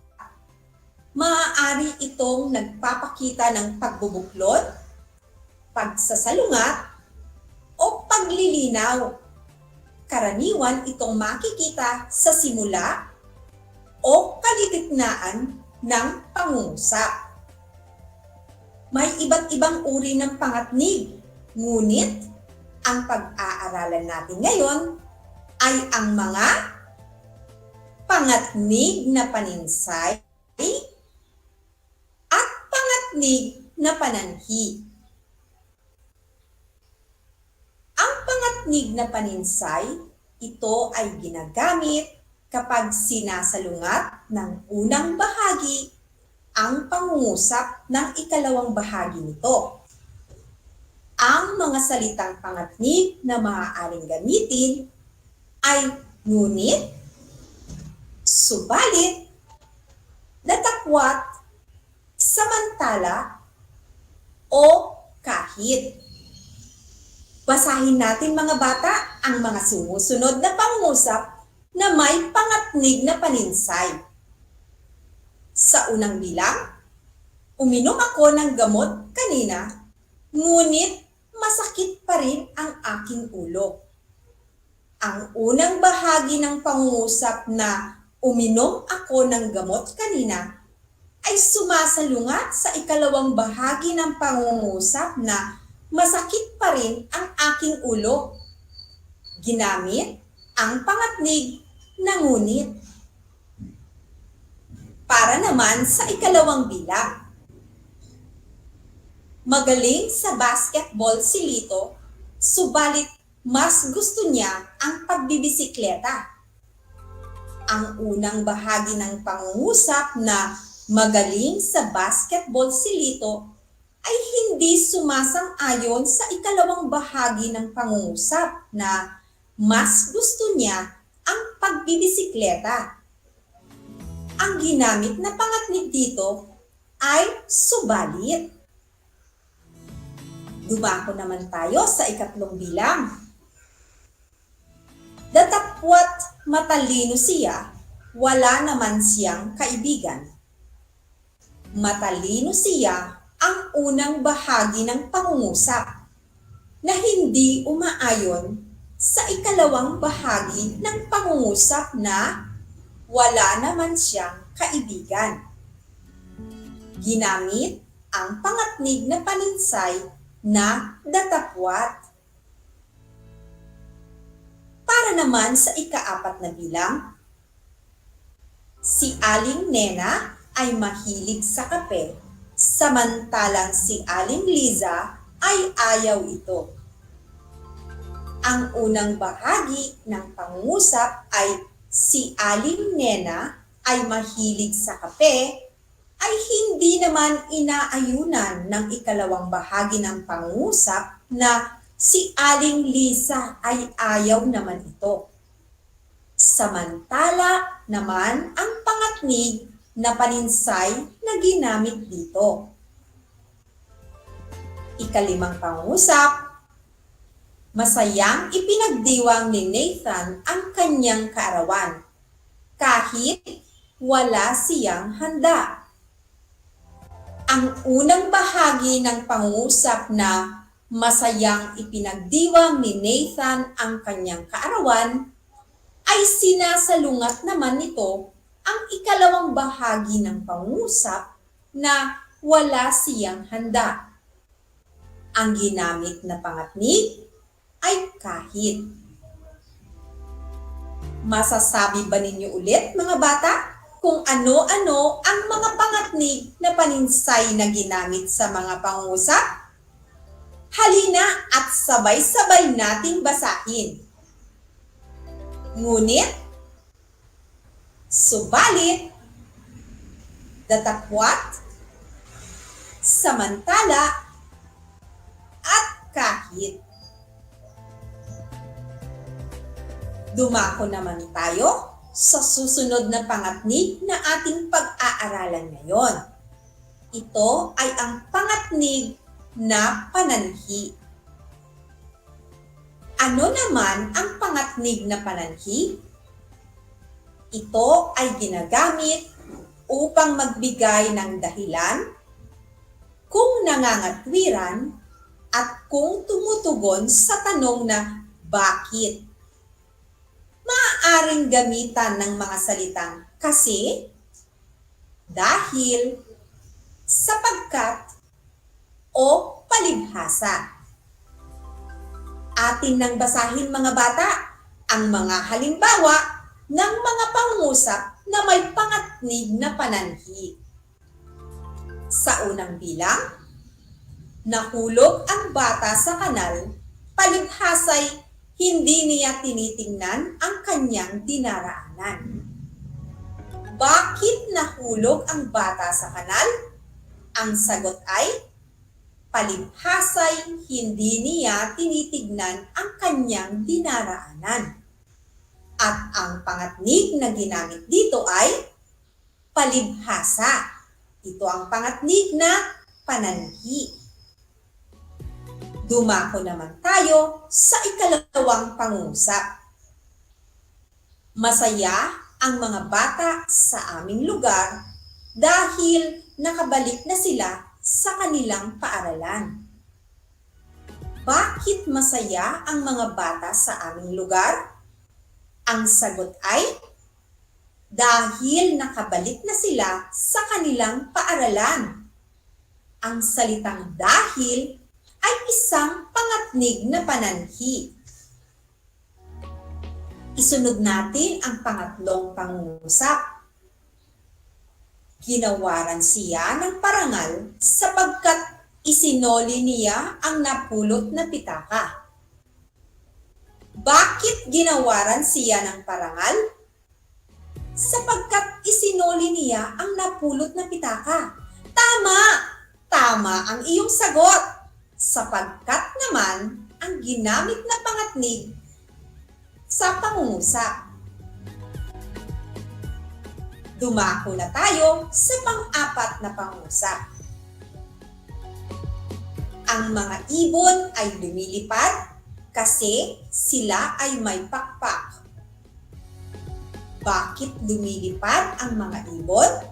Ang sagot ay, kasi sila ay may pakpak. Ang salitang kasi ay pangatnig na pananhi. Ang mga salitang palibhasa, dahil, sapagkat, kasi, ay mga halimbawa ng pangatnig na pananhi. At iyan mga bata, ang ilan sa mga uri ng pangatnig. Ang pangatnig na paninsay at pangatnig na pananhi. Alam kong naging malinaw at madali ninyong nasundan ang mga ito. Para lalo pang mahasa ang ating kaisipan tungkol sa pangatnig, ay ating sasagutan ang ilang gawain tungkol sa tinalakay nating aralin. Alam kong kayang-kaya ninyo ito mga bata. Ilabas ninyong muli ang inyong learning activity sheet, malinis na papel, at panulat. Handa na ba kayo mga bata? Magsimula na tayo sa unang gawain. Ang panuto ay tukuyin ang uri ng pangatnig ng salitang nakasalangguhit sa bawat pangusap. Isulat sa patlang kung ito ay paninsay o pananhi. Ulitin ko ang panuto. Tukuyin ang uri ng pangatnig ng salitang nakasalangguhit sa bawat pangusap. Isulat sa patlang kung ito ay paninsay o pananhi. Para sa unang bilang, binigay niya ang kanyang tinapay. Datapwat siya ay gutom na. Masasabi mo ba anong uri ng pangatnig ang salitang datapwat? Kung ang sagot mo ay paninsay, ikaw ay tama. Mahusay mga bata. Para naman sa ikalawang bilang, gusto kong sumama paakyat ng bundok. Subalit, hindi na kaya ng katawan ko. Ang salitang nakasalungguhit ay subalit. Sabihin mo nga kung anong uri ng pangatnig ito. Ang husay mo, paninsay. Paninsay nga ang tamang sagot. Magaling mga bata. Dumako naman tayo sa ikatlong bilang. Nasunog ang kanyang niluluto, palibhasay hindi siya sanay sa mga gawaing bahay. Ano kayang uri ng pangatnig ang salitang palibhasa? Ang sagot ay pananhi. Tama mga bata. Pananhi nga ang tamang sagot. Basahin natin ang ika-4 na bilang. Nakapagtapos ako ng pag-aaral dahil sa sipag at tiyaga. Natatandaan niyo pa ba kung anong uri ng pangatnig ang salitang dahil? Ito ay pangatnig na pananhi. Ang husay niyo mga bata. Dumako na tayo sa panghuling bilang. Siya ay matalino, ngunit pasaway at makulit. Pangatnig na paninsay ba o pangatnig na pananhi ang salitang ngunit? Ang tamang sagot ay paninsay. Mahusay. Ang bilis niyong matuto mga bata. Tunay ngang nakinig kayo mabuti sa ating aralin. Binabati ko kayo at nakuha ninyong lahat ang mga tamang sagot sa unang gawain.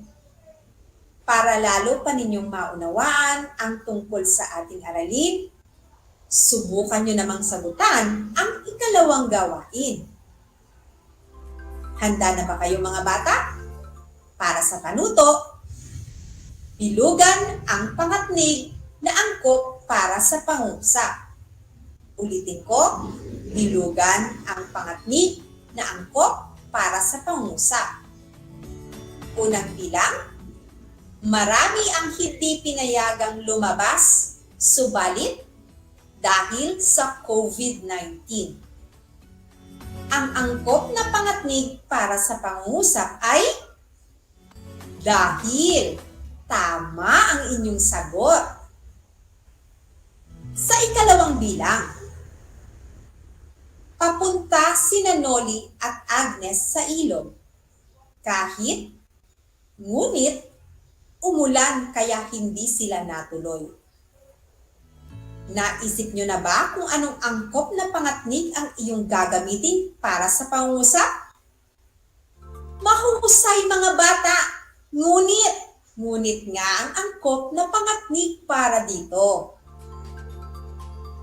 Dumako naman tayo sa ikatlong bilang.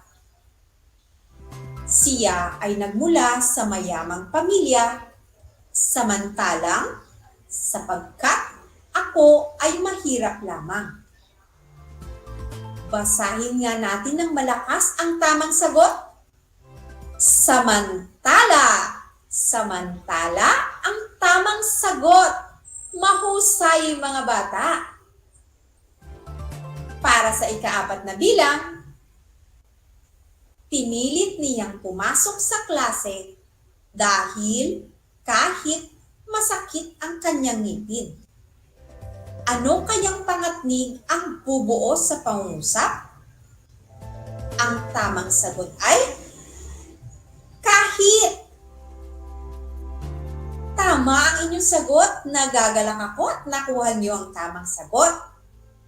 Para sa ikalimang bilang, ang binili mong sapatos ay maganda, samantala, subalit, madaling masira. Anong pangatnig ang inyong sagot? Magaling, subalit, subalit nga ang tamang sagot. Ang bilis niyong matuto mga bata. Binabati ko kayo sa inyong husay sa pagsagot. Hindi pa dyan natatapos ang inyong pagsasanay. Dumako na tayo sa gawain bilang 3 o ang panghuling gawain. Ang panuto ay piliin sa hanay B ang angkop na parirala upang mabuo ang pangusap sa hanay A. Isulat ang letra ng inyong sagot sapat lang. Ulitin ko ang panuto. Piliin sa hanay B ang angkop na parirala upang sa hanay A. Isulat ang letra ng inyong sagot sapat lang. Handa na ba kayo mga bata? Sa hanay A, ang mga parirala na kailangan niyong kumpletuhin upang maging pangungusap ay unang bilang, salamat sa regalo mo. Ikalawa, nagkasira-sira ang bahay ni Mang Pedring. Ikatlo, datapwat matalinong bata si Lily. Ikaapat, naluha ang bata. At ang panghuli, napili siyang lakambini sa klase.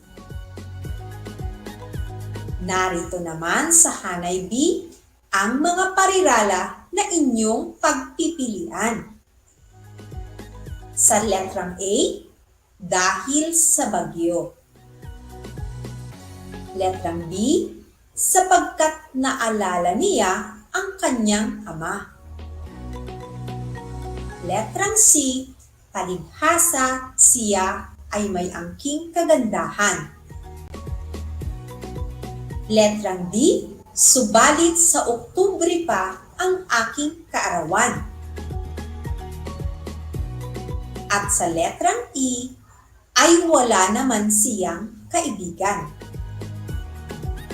Bibigyan ko kayo ng 15 segundo upang sagutan ang ikatlong gawain. Maaari na kayong magsagot mga bata. Basahin mabuti at unawain ang bawat parirala. Maging maingat sa pagsagot.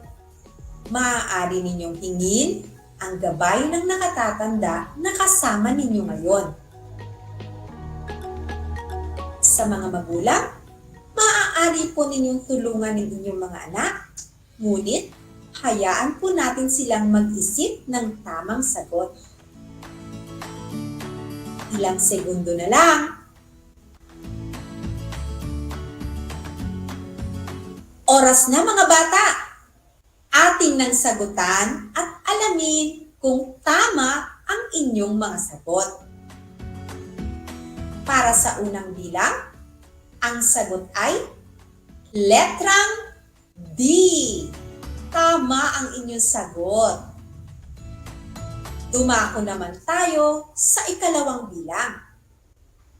Kung ang sagot ninyo ay letrang A, kayo ay tama ulit. Mahusay mga bata.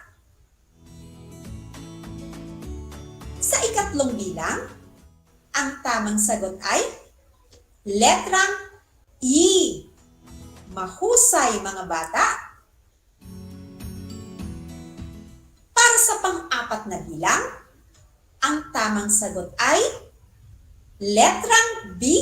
Tama na naman ang inyong sagot. Sa panglima at panghuling bilang, mahusay talaga kayo. Letrang C nga ang tamang sagot. Nasisiyahan ba kayo habang sinasagot ang mga tanong? Ilan ang nakuha niyong tamang sagot? Magaling kung nakuha mo lahat ang tamang sagot. Ayos lang din kung di mo nakuha lahat at pagbutihin palalo sa susunod na aralin. Sana ay may natutunan kayong bagong kaalaman at karunungan na inyong magagamit sa marami pang taon ng inyong pag-aaral. Lagi ninyong tandaan, kaya nating lampasan ang hamon ng pandemya. Ugaliing mag-aral kahit sa inyong tahanan gamit ang inyong modules. Patuloy lamang kayong makinig sa Aral TarlakHenyo na napapanood ng live sa RTV Tarlac Channel 26 at sa DCTC 828 Radyo Pilipino Tarlac. Mapapanood din ito sa Converge Cable Channel 100. Muli, magandang araw! Ako ang inyong guro, Glenda C. Guevara, ang inyong teacher broadcaster sa Filipino 4 na tagapaghatid ng kaalaman sa inyong lahat. Laging tandaan, ang batang may alam ay may maliwanag na kinabukasan. Paalam!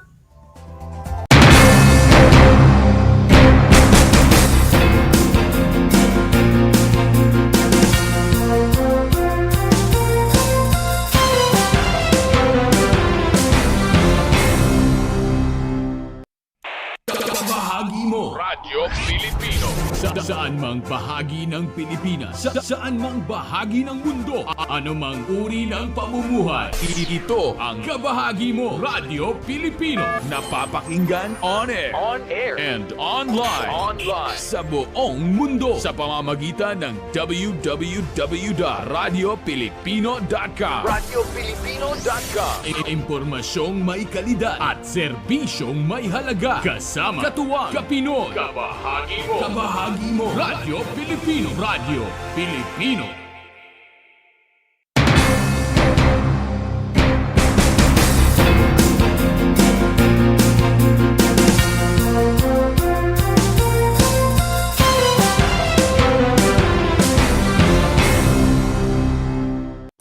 Kumusta mga giliw kong tagapakinig?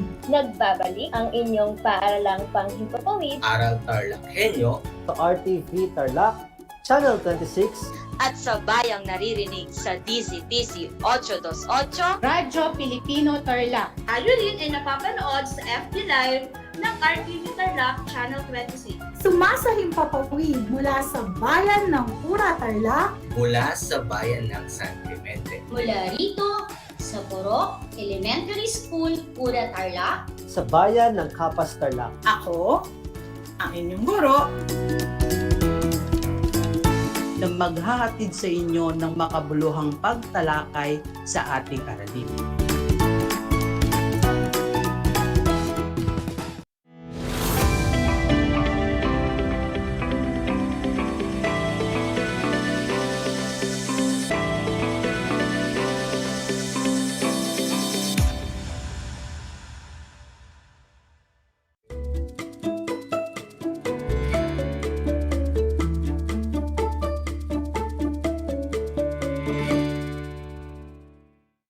Welcome sa ating Project Shine, Aral TarlakHenyo ng SDO Tarlac Province na kasalukuyang napapanood dito sa RTV Tarlac Channel 26 at Converge Cable Channel 100 at sa bayang napapakinggan sa 828 AM DZTZ Radyo Pilipino Tarlac.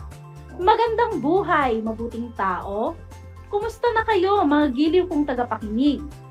Ang aking pagbati at paghanga sa inyong pagpapahalaga sa edukasyon at pagpupursiging matapos ito ng nagtatagumpay sa kabila ng hamon ng pandemya. Ako ang inyong guro sa edukasyon sa pagpapakatao sa ikalimang baitang, Ginang Betty Ann L. Marcelino, sumasahimpapawid mula sa bayan ng Kamiling, lalawigan ng Tarlac.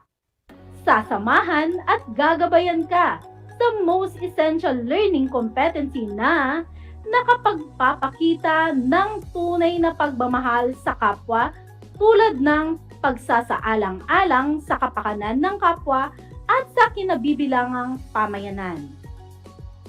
Bago tayo magsimula sa ating panibagong aralin, ay naghanda ako ng isang audio clip ng isang awiting pinamagatang Pananagutan na isinulat ni Father Eduardo Hontiveros, ang isang kompositor ng nasabing awitin.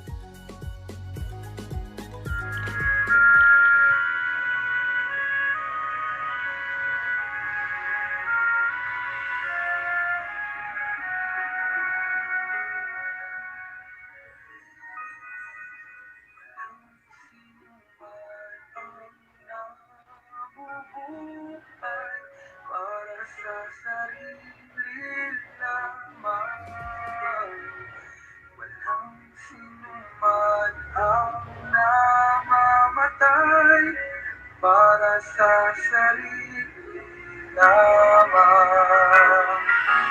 Tayong lahat ay may pananagutan sa isa't isa. Tayong lahat ay tinipon ng Diyos na kapiling.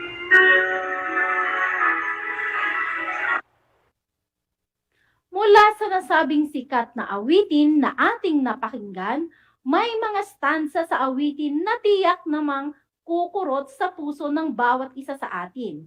Ito ay ang walang sinuman ang nabubuhay para sa sarili lamang. Isang pagpapaalala na ang bawat tao ay may pagkakaugnayan sa bawat isa.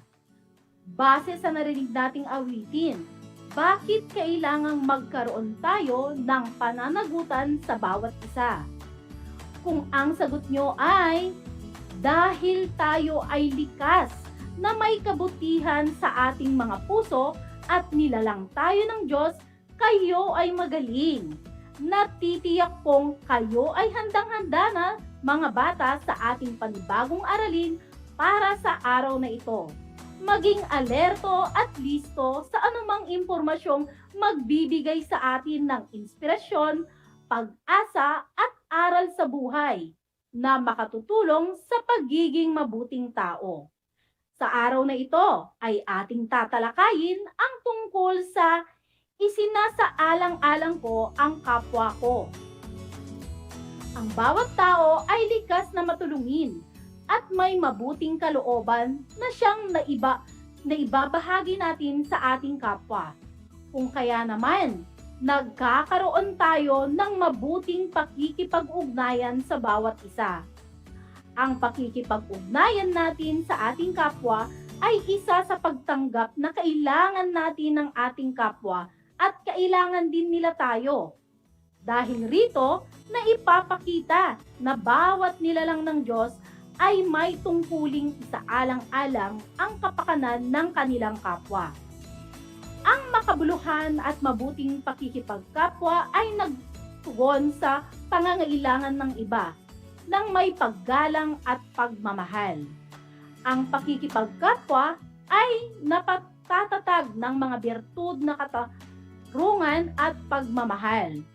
Kung ang pakikipag-ugnayan mo sa iba ay nag-uudyok sa iyo upang ikaw ay maglingkod sa iyong kapwa nang walang hinihintay na kapalit at nakahanda kang ibahagi ang iyong sarili, ito ay sinserong paraan ng pagsasaalang-alang sa kapakanan ng iba. Ilan sa mga halimbawa ng pagpapaunlad ng pakikipag-ugnayan sa kapwa ay ang mga sumusunod. Una, paggalang sa pagiging individual ng kapwa-tao. Mahalagang igalang natin ang ating kapwa, anuman ang kanilang itsura, interes, o di kaya'y kanilang lahing kinabibilangan. Pangalawa, pagpapahayag ng damdamin na wasto at mahinahon na pamamaraan. Ang sabi nga sa kasabihan, walang di magkakaunawaan na hindi naaayos sa mabuting usapan. Ang lahat ay napagkakasunduan kung alam natin ang pakikipag-usap ng mahinahon sa lahat ng pagkakataon.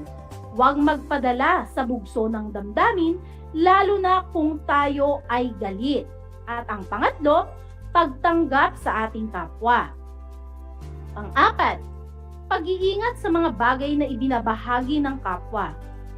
Ang pagsasaalang-alang sa damdamin ng ating kapwa, tulad na lamang kapag may sikretong ibinahagi sa iyo ang iyong kaibigan, ay dapat manatili itong sikreto para sa inyong dalawa at huwag mo itong ipagkakalat sa iba dahil iniingatan mo ang ibinahaging ito ng iyong kaibigan.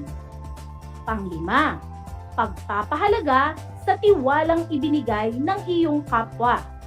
Ito ay dapat nating pakaingatan at huwag sisirain sapagkat kapag ang tiwala ng isang tao ay nasira, mahirap na itong ibalik kung kaya naman dapat nating iingatan ang tiwalang ibinibigay ng kahit sino man sa atin.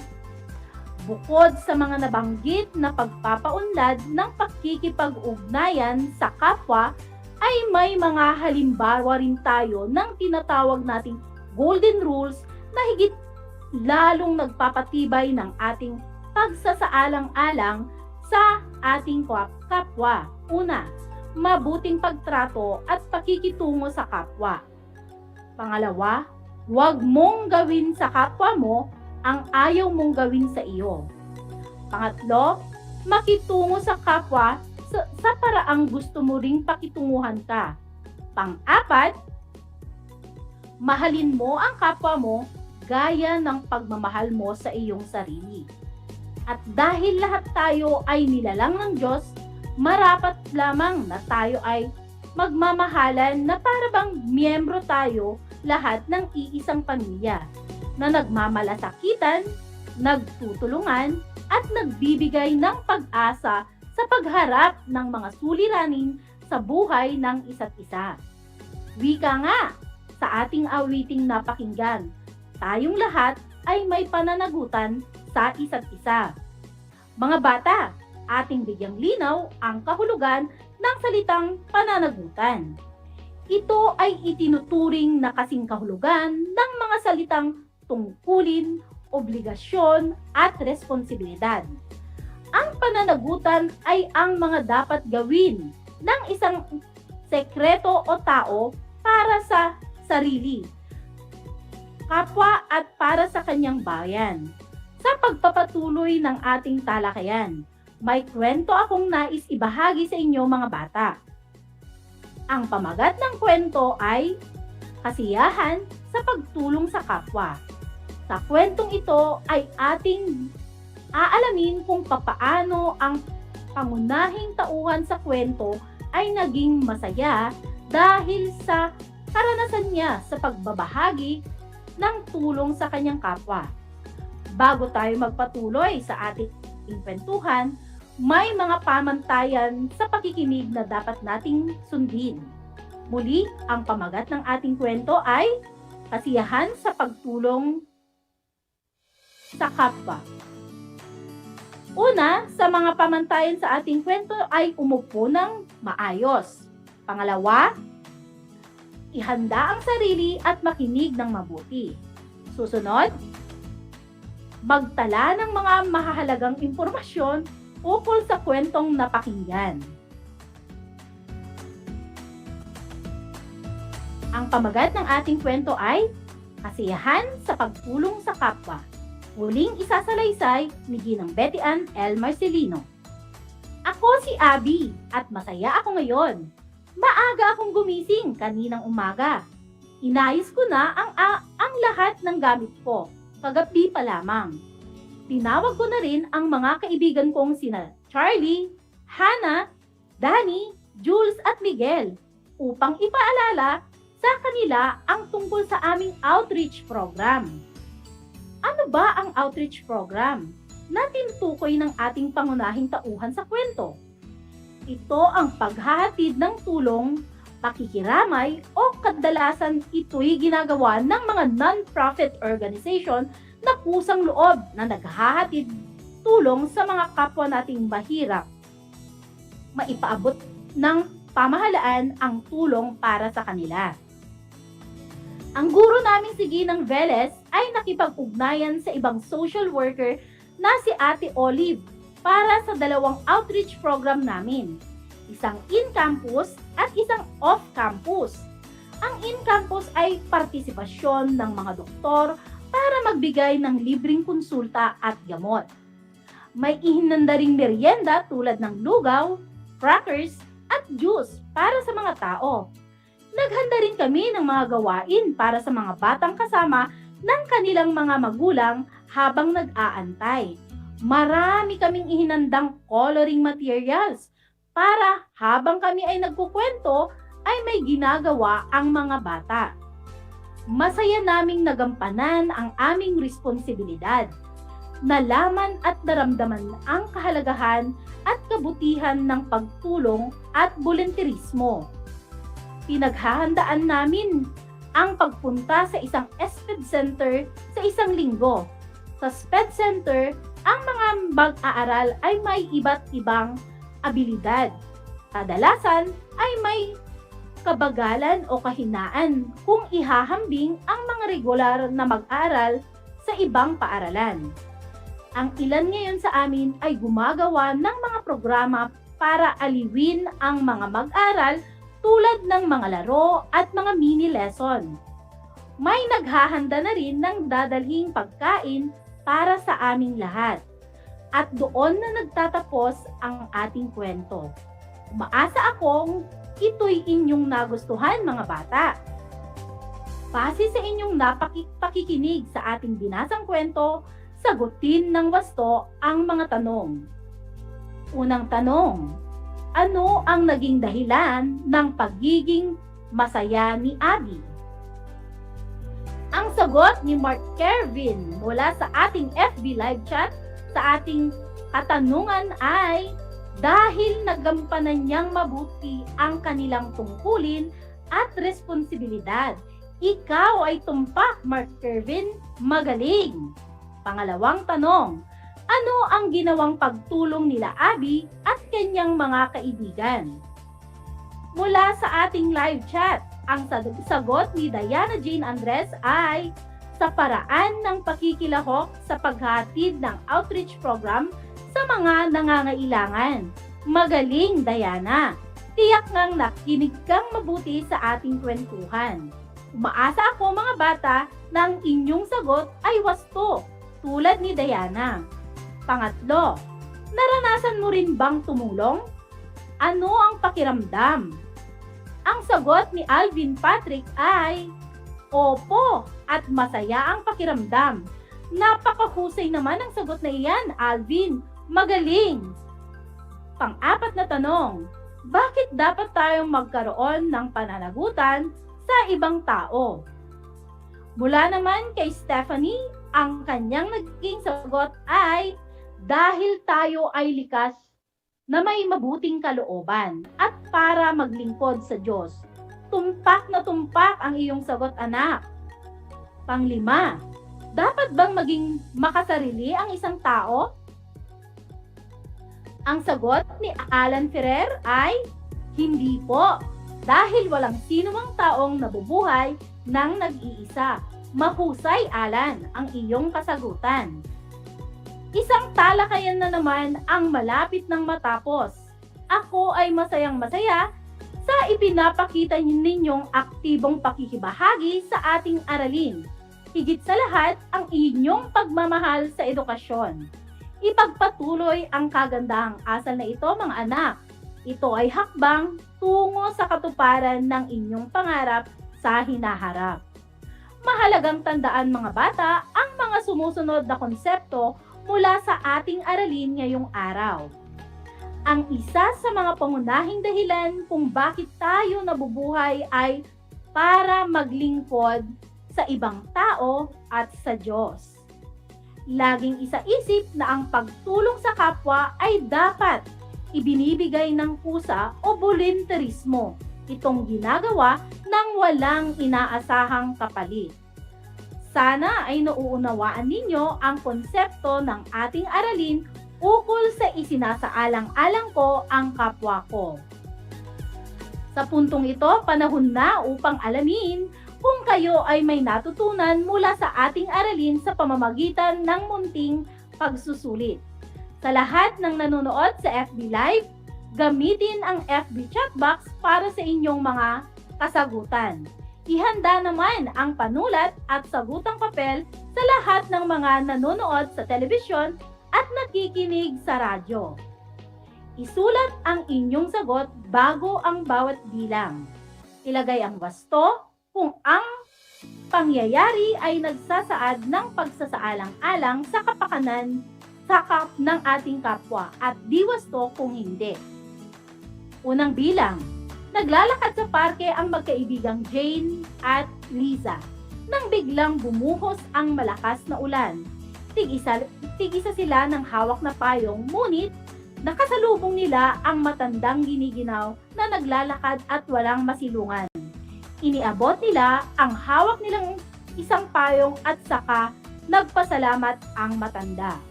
Ang sagot ni Giancarlo ay, wasto. Magaling, anak. Pangalawa, nakaupo sa bench ng gym si Mark at nanunood sa mga batang naglalaro ng patintero nang biglang nadapa sa kanyang harapan ang isang manlalaro. Tinawanan lang niya ito at sinabihan ng lampa. Anong inyong sagot? Ang sagot mula kay Sean Andre Kalimlim ay, di wasto. Tumpak ang iyong sagot, anak. Ipinapakita lamang na sa ginawang iyon ni Mark ay hindi niya isinasaalang-alang ang kapakanan ng kanyang kapwa. Pangatlo, nakiisa sina Hazel at Chris sa bloodletting campaign sa kanilang barangay, tulong sa mga nangangailangan ng dugo sa kanilang lalawigan. Naulit ko, nakiisa sina Hazel at Chris sa bloodletting campaign sa kanilang barangay, tulong sa mga nangangailangan ng dugo sa kanilang lalawigan. Ang sagot naman ni Jared Milio ay, wasto. Ikaw ay magaling.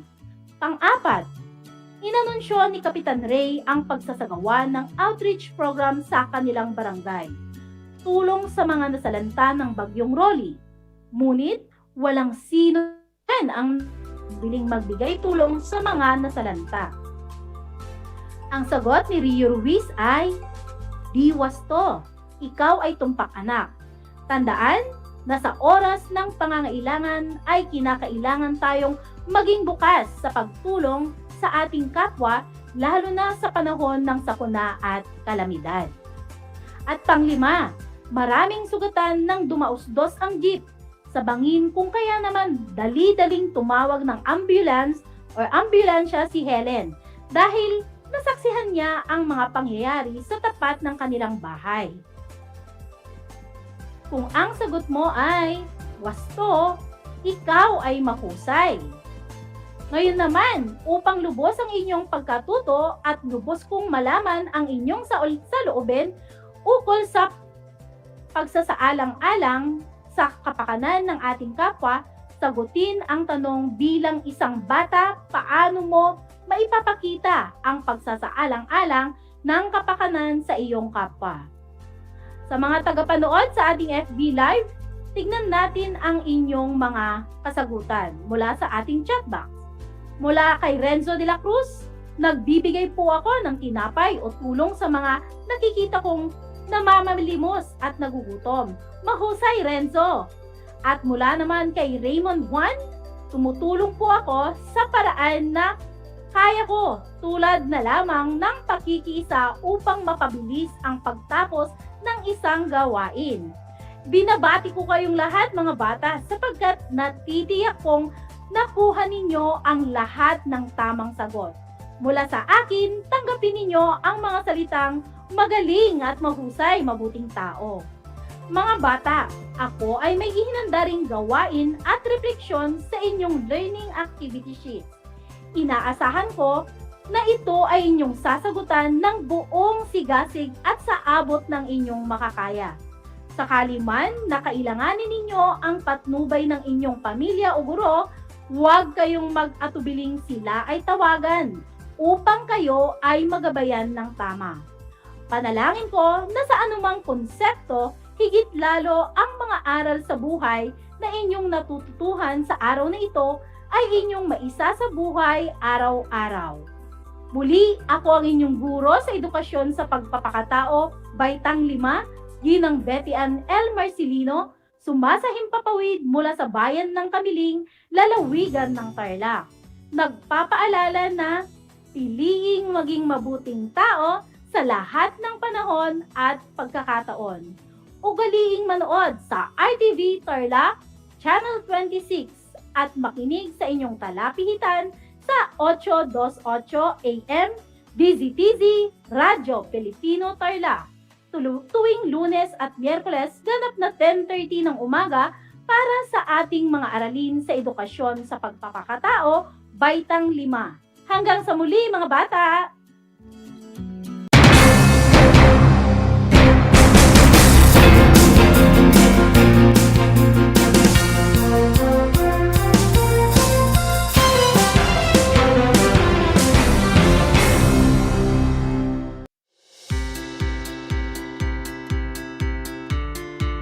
Upang matugunan ang mga kinakaharap na pagsubok ng mga guro at mag-aaral sa gitna ng kasalukuyang pandemya, nagsanib tulong sina Congressman Charlie Cojuangco ng unang distrito ng Tarlac, DEPED Region 3 Regional Director Dr. May B. Eclar at Tarlac Schools Division Superintendent Dr. Ronaldo Pozon para sa isang napapanahong proyekto na tinaguriang Project Shine, Aral TarlakHenyo. Ang mga mag-aaral ng Grade 4 at Grade 5, ganon din ang Grades 8 and 9 sa buong probinsya ng Tarlac, kasalukuyang sumasailalim sa radio-based instruction. Katuwang ang himpilang DZTZ 828 kHz AM at RTV Tarlac, Channel 26. Ang Tarlac po nangunguna po ngayon pagdating po sa radio-based instruction. Marami pong humahanga sa atin. I'm very happy this station, itong DCTC, could reach the whole of Region 3. Hindi natin alam, we are contributing. We are creating a very big dent in the history of Philippine education. And I am proud. I am here in Tarlac. This is the noble cause of education in which you and I, without you knowing it, we are bound to do.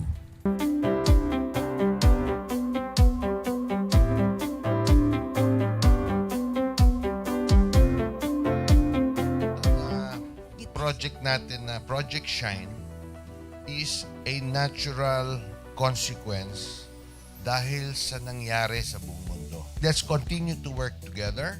I think it's very Filipino to practice bayanihan in anything or most of the things that we do.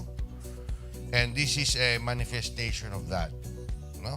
We have private sector, we have DEPED, we have local government, all working together.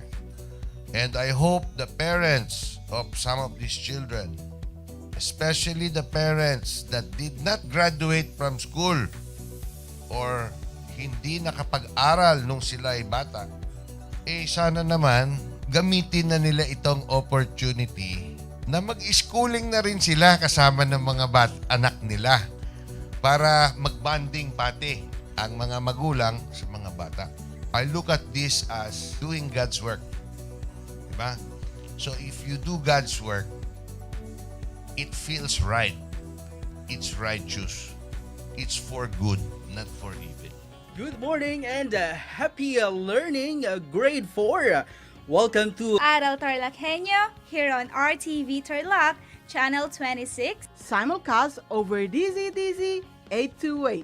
Radyo Pilipino Tarlac. I am Teacher Mercy Pacheco Bognot. This is Alistair Aidatu. I am Marie Josephine B. Andrade. I am Teacher Princess Marie M. Dueñas, and I will be your teacher broadcaster for today.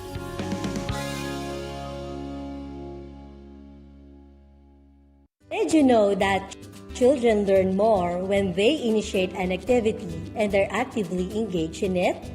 This is your science teacher broadcaster, Princess Diana L. Ronquillo for Aral TarlakHenyo. Let's learn science together on Aral TarlakHenyo. Catch us live every Monday to Friday from 8:30 a.m. to 5:30 p.m. Watch Aral TarlakHenyo on RTV Tarlac, Channel 26, simulcast over Radyo Pilipino, DZTC 828 kHz, and streamed live on FB page and YouTube channel of RTV Tarlac, Channel 26.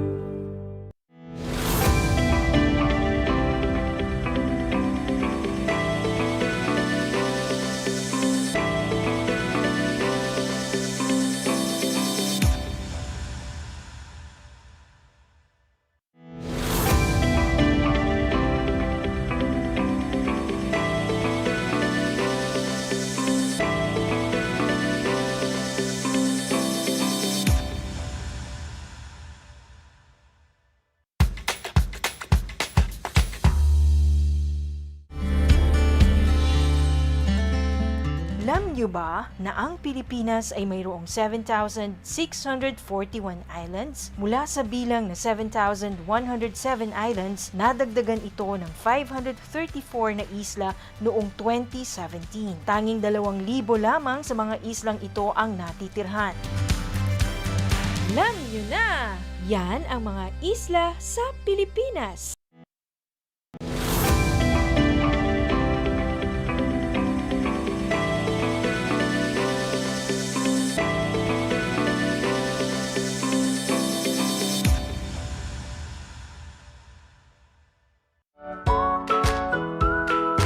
How are you today? Hello, everyone. Hello, learners of Tarlac. Good morning, Math Talino Grade 4 learners! Welcome to Aral TarlakHenyo Here on RTV Tarlac Channel 26. Simulcast over DCTC. Radyo Pilipino Tarlac. I'm Sir Glenn, your teacher broadcaster. Broadcasting live here at Paniki Tarlac. Remotely here in Concepcion, Tarlac. Live here at Barangay Pedro Elquines, Mayantok, Tarlac. Broadcasting live from Ramos National High School. Your anchor teacher today for grade 9 mathematics. your partner in education this time of pandemic. Did you know that children learn more when they initiate an activity and are actively engaged in it? This is your science teacher broadcaster, Princess Diana L. Ronquillo for Aral TarlakHenyo. Let's learn science together on Aral TarlakHenyo. Catch us live every Monday to Friday from 8:30 a.m. to 5:30 p.m.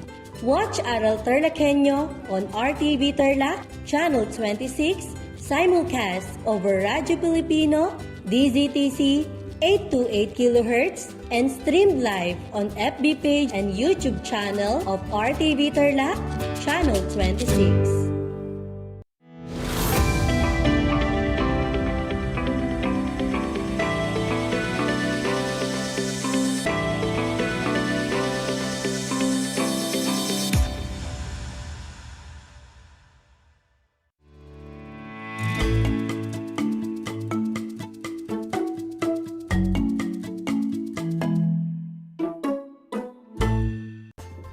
Good morning, learners.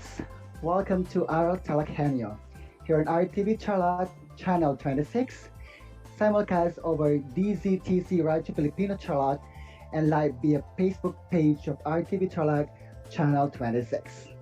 Broadcasting live here at the Municipality of La Paz, Province of Tarlac. This is Ronald M. Pineda, your teacher broadcaster for Science Grade 5. I'm happy that we are sharing this moment to explore the fun and exciting world of science. I would like to join me in a magical experience at home. At this point, I want you to prepare your modules in Science 5, as well as your pen and notebook so that you may take down some notes, remember, as we go along with the lesson. Do you have it now? Great. Make it sure that you are in a comfortable place far from noise so that you can hear me loud and clear while listening to this program. And of course, don't forget to bring a bottle of water beside you to dehydrated. Young scientists, are you now ready to learn, discover, and explore new things under the sun? Then welcome to the world of science. Before we proceed to our lesson for today, let us answer the short activity on your module on page 2, What I Know. Allow me to read the directions for you. Read and analyze each question carefully and identify the letter of the best answer. Again, read and analyze each question carefully and identify the letter of the best answer. Write your answer in your science notebook. For our viewers at home, you may type your answer in our chat box. Are you ready? Okay, let us proceed to our first question. What causes the shape of the moon to change? Again, what causes the shape of the moon to change? A. The shape of the moon changes as orbits the Earth. B. Some of its parts break when the moon reflects light from the sun. C. Only the lighted part of the moon is visible when the Earth moves. Or D. All of the above. We have 5 seconds to answer. Time's up. Alright, the correct answer is letter D. All of the above. Based on our chat box, one of the students from Comillas Elementary School got the correct answer. Very good. Let's move on to the next question. What do you call the change in the appearance of the moon? Again, what do you call the change in the appearance of the moon? A. Illuminated moon. B. Phases of the moon. C. Shapes of the moon. Or D. Structures of the moon. Again, you have 5 seconds to answer. Time's up. There you go. If your answer is letter B, phases of the moon, then you are correct. For those who got the correct answer, congratulations and good job, kids. For those who did not get the correct answer, don't worry because we still have more chances of answering questions. Good luck. Moving on to the next question. What do you call when the moon seems to be growing? Again, what do you call when the moon seems to be growing? A. Crescent. B. Gibbous. C. Waning. D. Waxing. Your 5 seconds starts now. Time's up. If your answer is letter D, waxing, you are excellent. Cairo M. Sulay and Crystal Gutaya got the correct answer. Good job, kids. Let us proceed to the next question. The Earth is between the Sun and the Moon. What phase the Moon will occur when this happens? Again, the Earth is between the Sun and the Moon. What phase of the Moon will occur when this happens? A. New Moon. B. First quarter. C. Full Moon. D. Last quarter. Your 5 seconds starts now. Time's up. The correct answer is letter C, full moon. I saw more correct answers on our chat box. That's great. All right, for our last question, in which phase does the moon appear dark? Again, in which phase does the moon appear dark? A. First quarter. B. Full moon. C. Last quarter. Or D. New moon. We have 5 seconds to answer. Time's up. The correct answer is letter D. New moon. Did you get the correct answer? Good job. Class, did you get an excellent score? Impressive. So are you now ready for our lesson for today? But before that, let us have fun facts and trivias about moon. The moon is Earth's only permanent natural satellite. It is the 5th largest natural satellite in the solar system and the largest among planetary satellites relative to the size of the planet that it orbits. Second trivia, the moon is the second densest satellite. among those whose densities are known anyway. The first densest is Jupiter's satellite law. For our third trivia, the moon always shows Earth the same face. The moon is synchronous rotation with Earth. Its near side is marked by large dark plains that fill the spaces between the right ancient crystal islands and the prominent impact craters. And for our fourth trivia, the sun and the moon are not the same size. From Earth, both the sun and the moon look about the same size. In fact, the moon is 400 times smaller than the sun, but also 400 times closer to Earth. And for our last trivia, the moon is drifting away from the Earth. The moon is moving approximately 3.8 centimeters away from our planet every year. Now let's move on to our topic for today, phases of the moon. The moon is not a planet, but a satellite.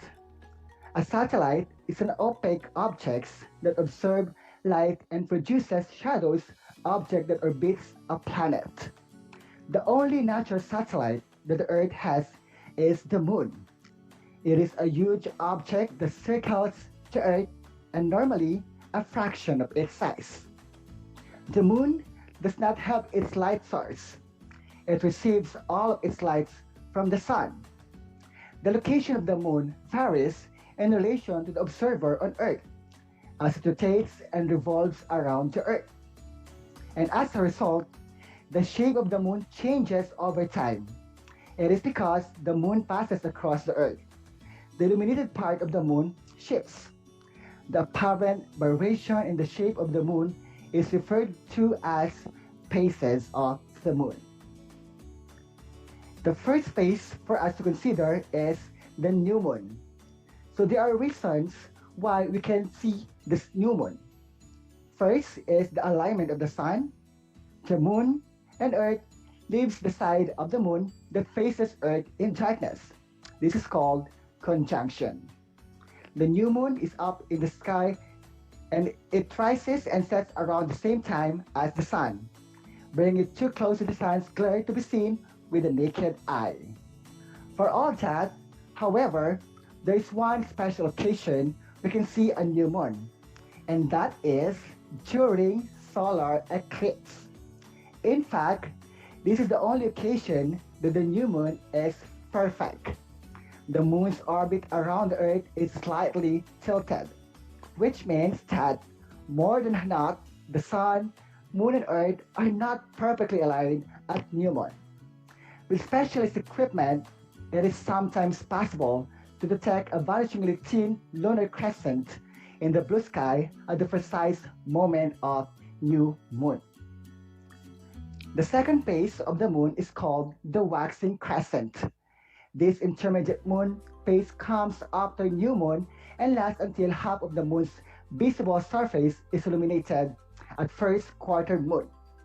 The waxing crescent moon starts as the moon becomes visible again after the new moon conjunction, when the sun and Earth are on opposite side of the moon, making it possible to see the moon from Earth. During this phase, the lit up part of the moon increases from 0.1% to 49.9%. Waxing means that it's growing, while crescent refers to the curved circle shape. Traditionally, the thinnest sliver of the waxing crescent moon is considered the new moon. This traditional definition of the new moon is still in use in some cultures, defining the months beginning in the Islamic calendar. The third phase is the first quarter moon. It is also called a half moon because the sun's rays illuminate exactly 50% of the moon's surface.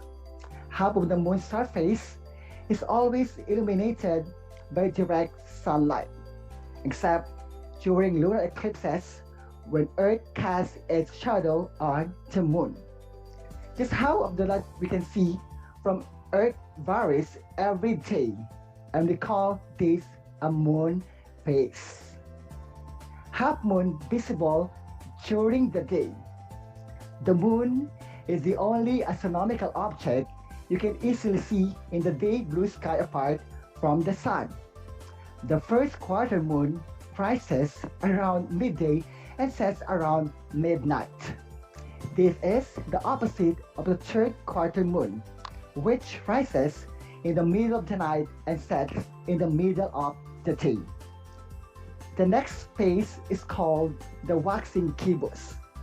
The term gibbous comes from the Latin word gibbous, meaning hump or hunch, and went on to mean something rounded or protuberant.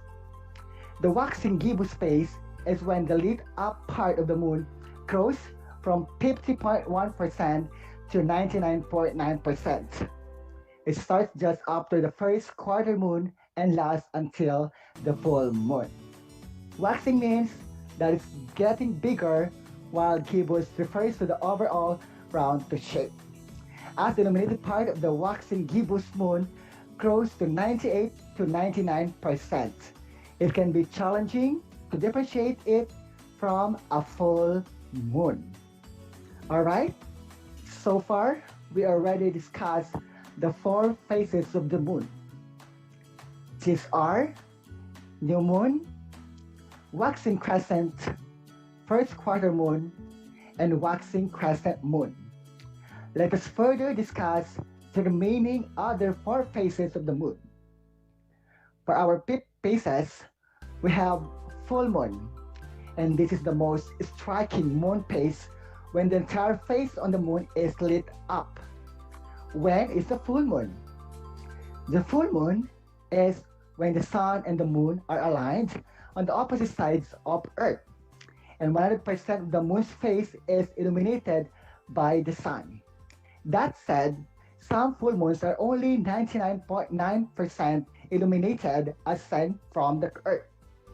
The reason we cannot see the entire illuminated hemisphere of the moon during some full moons is that the moon's orbit around Earth is inclined at an angle of about 5% in relation to the Earth's orbital plane, the ecliptic.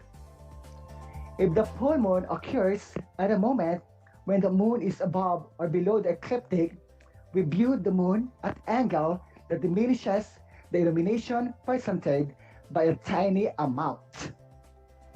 The moon is in constant motion around the Earth, so technically speaking, the full moon only lasts for an instant of time. This means that the exact time or full moon is during the day on parts of the planet. Still, the moon can appear to be a full day before or after when more than 98% of the moon's disk is lit up. That can make it tricky to tell the difference between a full moon and the last stage of waxing gibbous moon or the beginning of a waning gibbous moon. Having reached maximum brightness, which is termed waning, and this is our 6 phases of the moon. This comes from the Old English word wanyan, which means to lessen or diminish. This phase is called the waning gibbous. It looks similar to the waxing gibbous, with more than half of the daylight side of the moon visible, but the illuminated visible area of the moon is diminishing as the cycle goes on. The waning gibbous phase is when the lit up part of the moon shrinks from 99.9% to 50.1%. It starts just after the full moon and lasts until the third quarter moon. It can be challenging to differentiate the first stage of waning gibbous from a full moon when 98.9% of the surface is illuminated.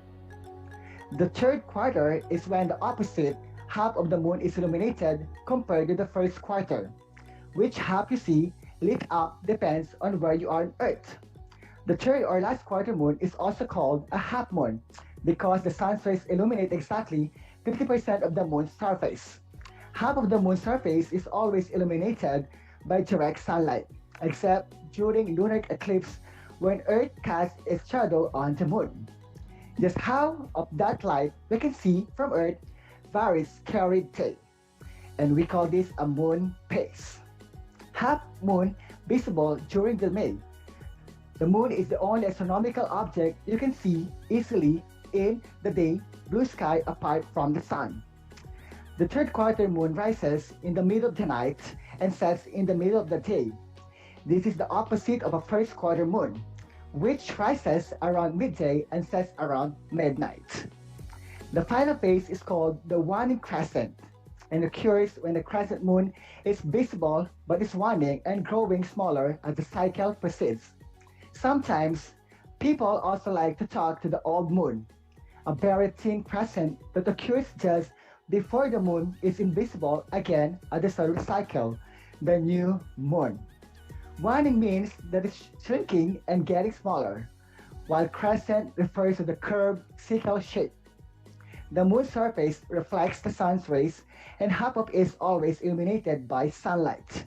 Just how much of that light we can see from Earth varies every day, and refer to this as a moon phase. To sum up, we have 8 phases of the moon. These are new moon, waxing crescent, first quarter moon, waxing gibbous moon, full moon, waning gibbous, last quarter moon, and waning crescent. The lunar cycle is a result of interaction between the sun, the moon, and the earth. Discover the 8 phases of the moon. So why does the moon change shape throughout the month? The moon completes an orbit or revolution around the earth in 27.32 days in a way similar to the way the earth goes around the sun in 365 days. As a result, the moon sometimes finds itself partially lit, or fully lit up by the sun, depending on whether it is blocked or not by the planet we live on. At this juncture, let us have an activity to check if you really understand our lesson for the day. Allow me to read the instruction. Read and analyze each question carefully and identify the letter of the best answer. Okay, for the first question, how many moon phases are there? A6, B7, C8. We have 5 seconds to answer. Time's up. If your answer is letter C, 8, you are an amazing kid. Cairo M. Solai, Chanfred Suba got the correct answer. Very good, guys. Let us proceed to the next number. What is the phases of the moon? Again, what is the first phases of the moon? A. New moon, B. Full moon, C. Half moon. Again, we have 5 seconds to answer. Time's up. The correct answer is A. New moon. More pupils in grade 5 SSCS of Comilas Elementary School got the correct answer. Good job, kids. Moving on to the next question. Look at the picture. What moon phase is this? Again, look at the picture. What moon phase is this? A. New moon, B. Full moon, C. Half moon. You have another 5 seconds to answer. Time's up. If your answer is B. Full moon, good job, kids. For those who did not get correct answer, don't worry because you still have more chances of answering questions. Next question, please. What is the last phase of the moon? A. Waxing gibbous, B. Waning crescent, C. Full moon. Another 5 seconds to answer. Time's up. Alright, the correct answer is letter B. Waning crescent. I saw more correct answer on our chat box. To those who got the correct answer, very good. Let us proceed to the last question. This is also known as the last quarter moon. A. New moon, B. Full moon, C. Half moon. We have 5 seconds to answer. Time's up. The correct answer is C. Half moon. Did you get an excellent score? That's awesome. For those who do not worry, because we still have another activity to accomplish. Allow me to read the direction for you. Write true if the statement is correct and false if not. Write your answer in science notebook. For students at home, type your answer on our chat box. Are you ready? Great. First question. We see different phases of the moon at different times because of the movement of the moon around the Earth. Again, the statement is, we see different phases of the moon at different times because of movement of the moon around Earth. Is it true or false? We have 5 seconds to answer. Time's up. The correct answer is true. The half of the moon that is turned toward the sun is lighted. The half turned away from the sun in darkness. Next question. Earth also changes phases when viewed from the moon. Again, Earth also changes phases when viewed from the moon. Is it true or false? Your 5 seconds starts now. If your answer is false, then you are correct. The moon spins on its axis so that as it orbits the Earth, it always presents the same face to the Earth. As a result, we view the moon, the Earth will always remain in about the same spot in the sky all the time. Thus, the given statement is false. Let us proceed to our next statement. Moon is exactly like the Earth. Again, moon is exactly like the Earth. Is it true or false? 5 seconds to answer. Time's up. The correct answer is false. Did you get it? Great. The moon is very dull place compared to Earth. There is no air to breathe, no running water, and nothing growing on the moon. There are only rocks. Thus, the given statement is false. Did you get the present score?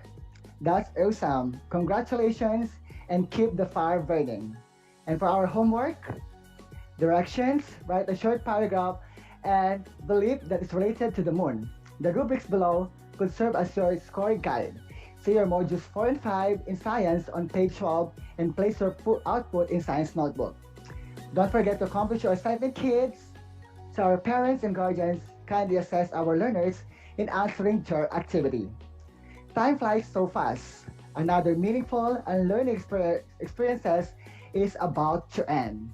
If you have queries about our lesson for today, just text me at my number 0950-250-3468. Again, 0950-254-3468. This is Project Shine, Aral TarlakHenyo, brought to you by the Department of Education, Division of Tarlac Province, in cooperation with DZTZ 828 AM station and RTV Tarlac Channel 26. I would like to end up by saying, the beauty of a living thing is not the atoms that go into it, but the way those atoms are put together, by Carl Sagan. Thank you and God bless. This is your science anchor teacher, Sir Ranto. Until next time.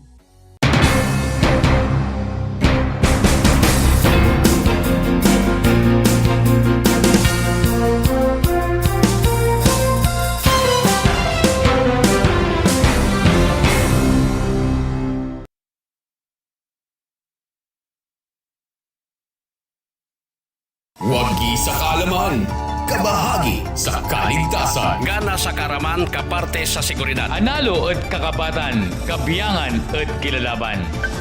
Narito ang mga dapat gawin habang lumilindol. Yumuko at magtago sa ilalim na matibay na mesa at kumapit sa mga paa nito. Umiwas sa mga bintanang salamin, mga aparador at mabibigat na gamit na maaring mahulog o matumba. Matapos ang pagyanig, agad na lisanin ang gusali at pumunta sa evacuation area. Kung ikaw ay nasa labas, magtungo agad sa open area. Lumayo sa mga gusali, puno, poste at mga lugar na may panganib ng pagguho ng lupa. Kapag naman nagmamaneho, itabi at ihinto ang sasakyan at lumabas. Wagi sa kaalaman, kabahagi sa kaligtasan. Madaugon sa kasayuran, kabahin sa kaluwasan. Sinambot keng kabaluan, Kayabe ken kasamasnan. Madaugon sa kahibalo, kabahin sa kaluwasan. Isang mahalagang paalala mula sa kabahagi mo, Radyo Pilipino.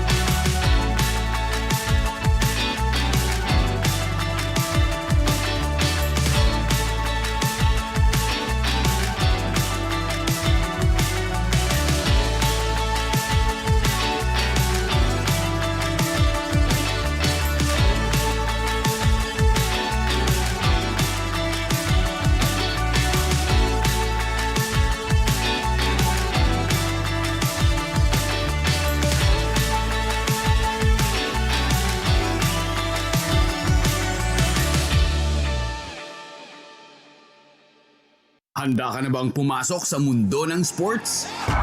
Kung ready ka na, welcome sa headquarters ng Usapang Sports, Sports Minded. Saksihan ang inspiring, unfiltered moments kasama ang mga paborito mong athletes and sports legends at ang mga secrets to win mula mismo sa mga bigating coaches. Sports Minded. Uplifting stories. Breathtaking adventures. And real-life conversations on and off the court. This is your exclusive access to the celebrities of sports. Sports Minded. Sports Minded. Sports Minded. Sabado, alas 11 ng umaga sa Radyo Pilipino at alas 12 ng tanghali sa 1FM. Mapapanood rin sa Radyo Pilipino at 1FM Facebook pages. Sports Minded. Sports Minded. Sports Minded.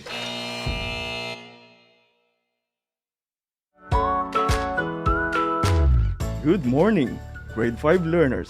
How are you today? Welcome to Aral TarlakHenyo here on RTV Tarlac, Channel 26. Simulcast over DCTC, Radyo Pilipino, Tarlac. I am Sir Joshua Evaristo, your teacher broadcaster, aiming to give you another fun-filled learning experience, serving you with the different skills, learn and have fun together. Multiply 1089 by 9, you will get an answer, the exact reverse, which is 9801. My name is JRP Duldulao, your teacher broadcaster on Aral TarlakHenyo. For more math trivia and answers to your math questions, catch Aral TarlakHenyo every Monday to Friday from 8:30 a.m. to 5:30 p.m. Learning math is so much fun!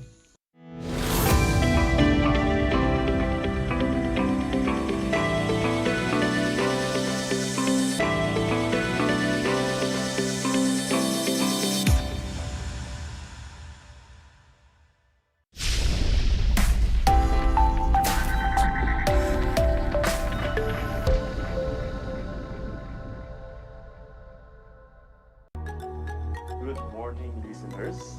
Good morning, grade 5 learners.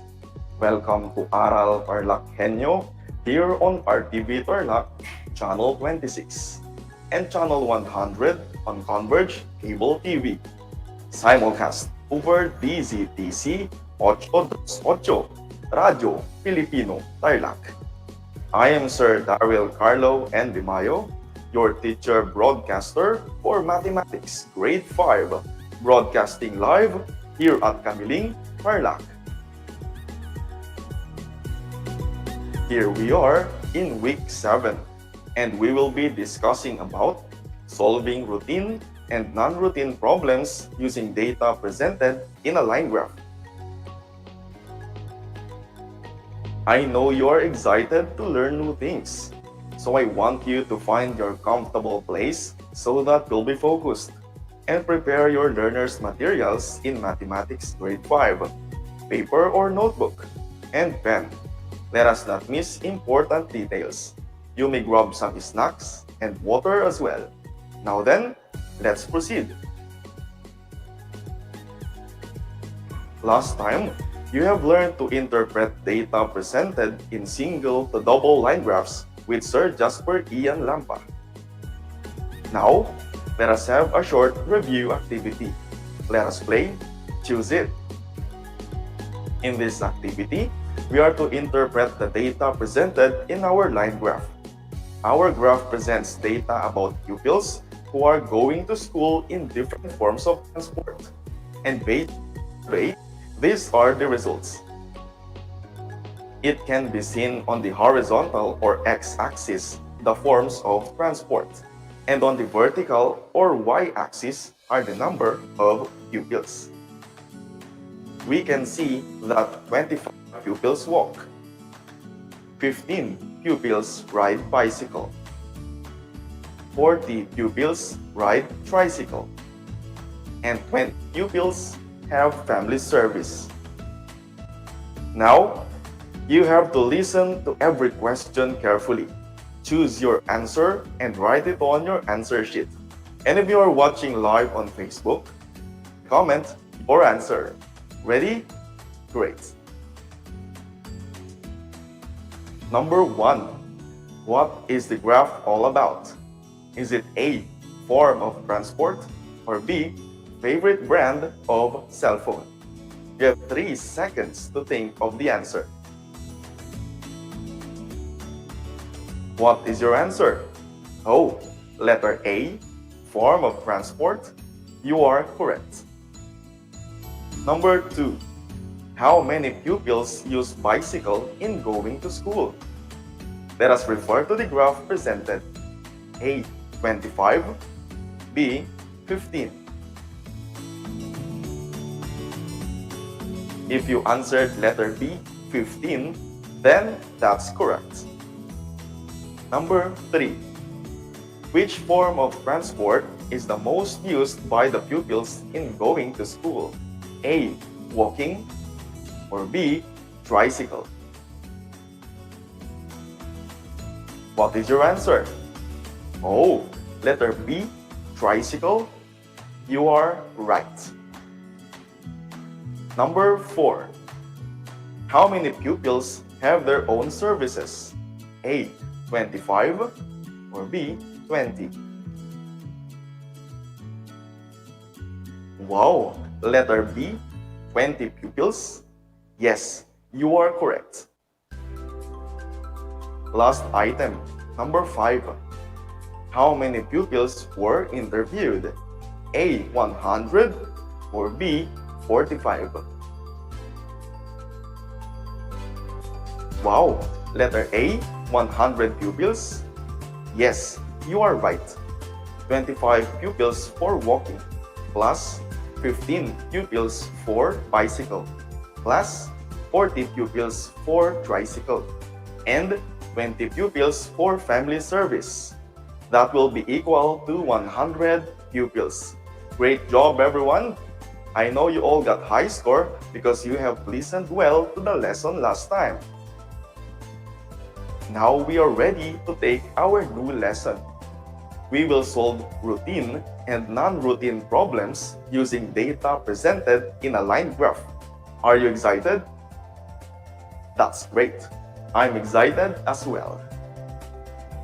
But before we start, let me ask you, do you save electricity?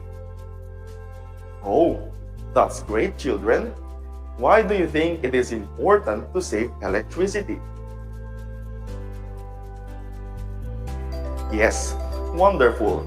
Electricity has many uses in our day-to-day lives. We use it for lighting rooms or on working our fans and computers. We use it in charging our phones as well. We should conserve our electricity to reserve them for our future generation, because electricity is likely to be depleted. What more? We should save electricity to help conserve natural resources and to reduce the impact of pollution. Remember to be always thrifty, children. Being thrifty is using our resources carefully and not wastefully. Now we have here a problem about electric consumption. Let us read our problem all together. Justin's electric consumption in kilowatt hour has been recorded first half of the year. Kilowatt hour, or kWh, is a measure of how much energy you are using. And this is the graph presenting the data of electric consumption. The x-axis presents the months January, February, March, April, May, and June. And y-axis presents the electric consumption of Justin in kilowatt hour. In January, based on our graph, how much electricity did Justin consume? You are right, 75 kilowatt hour. How about in February? Great. From 75 in January, it went down to 50 kilowatt hour in February. How about in March? Yes, it went up to 60 kilowatt hour. And in April, how much did he consume? Correct. It went up even further to 85 kilowatt hour. How about in May? Indeed, 90 kilowatt hour, which is higher than the consumption in April. And how about in June? You are right. Justin's electric consumption during the month of June went down to 85 kilowatt hour, which is the same as the month of April's electric consumption. Now, this is the problem. Justin's electric consumption in kilowatt hour has been recorded for the first half of the year. What is the total consumption in kilowatt hour for the first half of the year? Let us recall that in answering a word problem, we have to follow 4 steps. What are those steps? Do you still remember? Yes, you are correct. We have to understand first the problem. Then we have to plan for strategies in solving the problem. After that, we solve and then check. Now, let us understand our problem. What is being asked in the problem? Awesome! The total consumption in kilowatt hour used for the first half of the year. This is what we are going to look for in our problem. What are the given facts? Great! In January, Justin consumed 85 kilowatt hour of electricity. In February, 50 kilowatt hour. In March, 60 kilowatt hour. In April, 85 kilowatt hour. In May, 90 kilowatt hour. And in June, 85 kilowatt hour. Now that we know what the problem is about, and as well as the given facts, let us now plan for strategies in solving the problem. What is the operation to be used? Wonderful! We will be using addition. Now, what is the number sentence? 75 plus 50 plus 60 plus 85 plus 90 plus 85 is equal to n. Great job! Let us solve then. 75 plus 50 plus 60 plus 85 plus 90 plus 85 is equal to n. Add all this and we will get 445 kilowatt hour. Justin consumed a total of 445 kilowatt hour for the first half of the year. Let us check if our answer is correct. What do we do? Yes, substitute 445 to n. 75 plus 50 plus 60 plus 85 plus 90 plus 85 is equal to n. 445 is equal to 445. The answer is correct. Now, let us answer another problem. This is still about Justin's electric consumption, and we will still use the line graph presented earlier. Here's the problem.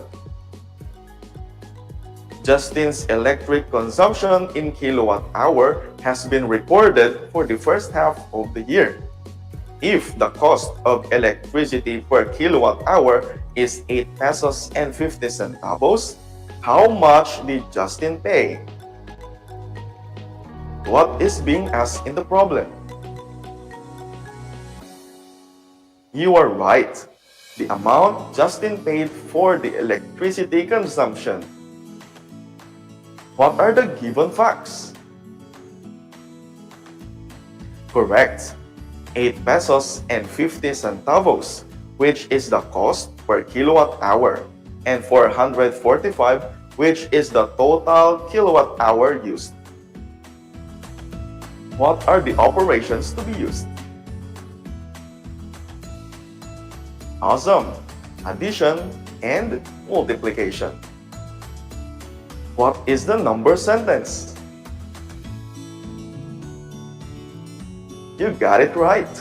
75 plus 50 plus 60 plus 85 plus 90 plus 85 times 8.50 is equal to n.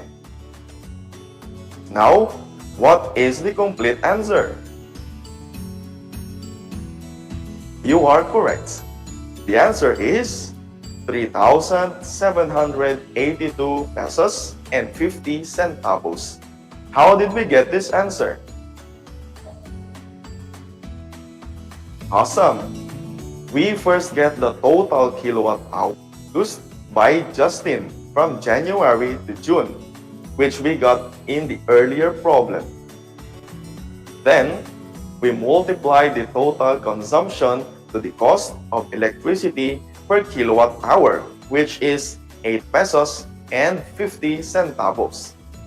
445 times 8.50 is equal to n.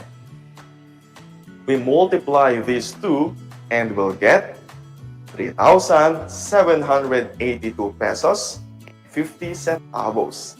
Great job, children, for doing so well. Now let's take another problem. This is still about Justin's electric consumption, and we will still use the line graph presented earlier. Here it goes. Ready?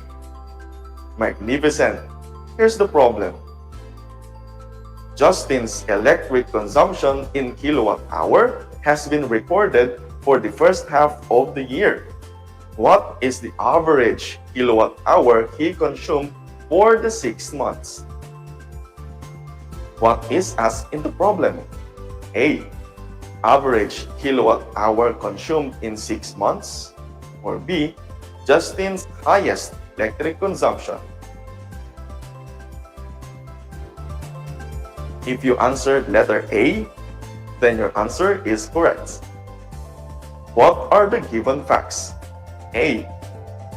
January 75 kilowatt hour.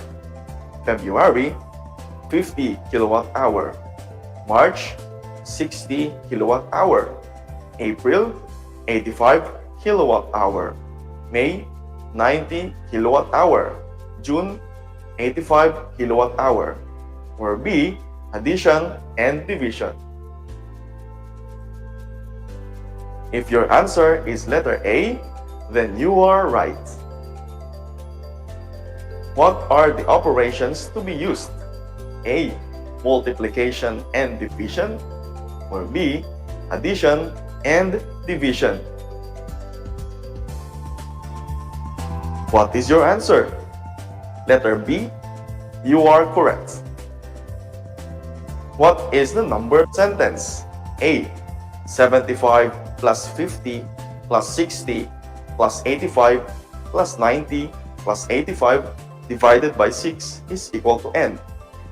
Or B, 75 plus 50 plus 60 divided by 3 is equal to n. If you answered letter A, then your answer is right. We have to add all the monthly consumption, then we divide by the number of addends. What is the complete answer? Great! This is how we get the average of something. What is the first step? Yes, step 1, add all the consumed kilowatt hour from January to June. 75 plus 50 plus 60 plus 85 plus 90 plus 85 is equal to 445. How about the second step? Indeed, step 2, divide the sum of the consumed kilowatt hour by 6, which is the number of months. 445 divided by 6 is equal to, yes, 74.16. Get the whole number, which is 74. Let us always remember that in solving routine and non-routine problems using data presented in a line graph, we have to follow simple steps. We have to understand first the problem and interpret the data presented in a line graph. This includes answering the questions, what is asked in the problem, and what are the given facts. Then we have to plan for strategies in solving the problem. This includes answering the questions, what is the operation to be used, and what is the number sentence. After that, we solve, and then we check. Now let's have an activity. In this activity, all you have to do is to listen to every question carefully. Choose your answer and write it on your answer sheet. And if you are watching live on Facebook, you can comment your answer. Ready? Great. Let us read our problem all together. The SPG or Supreme Pupil Government Officers want to provide trash bin in every room. They conducted an IGP or income generating project to finance their project in school. After the successful implementation of the IGP, how much was their income? The data is presented in a line graph. The x-axis in the graph presents SPG officers. We have Ruel, Leia, Cherry, Este, and Romel. The y-axis presents the income they have generated through IGP. We can see the graph that Ruel produced 7,000 pesos. Leia generated 4,000 pesos. Cherry got 9,000 pesos. Este made 7,000 pesos. And Romel, 9,500 pesos.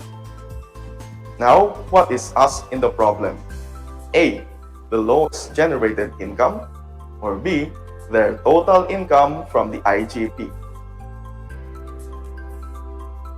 If you answered letter B, then your answer is correct.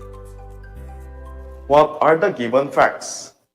A, 7,000 pesos for Ruel, 4,000 pesos for Leia, 9,000 pesos for Cherry, 7,000 pesos for Este, 9,500 pesos for Romel, or B, 36,500 pesos. What is your answer? Letter A, correct.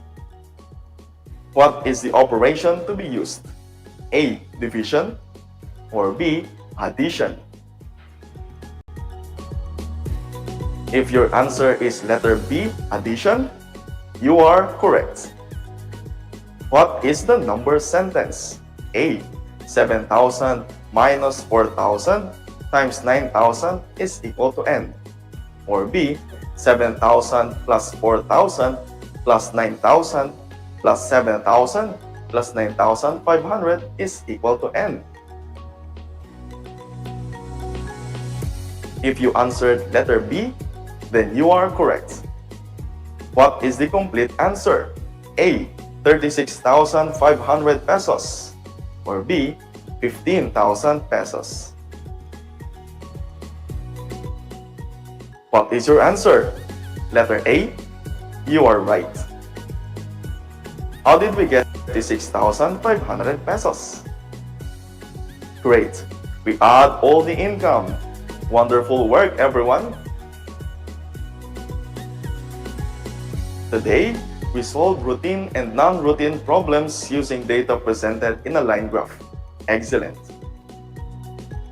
For your post-listening activity, please answer page 344 Math Challenge, letter B of your book, 21st Century Mathletes.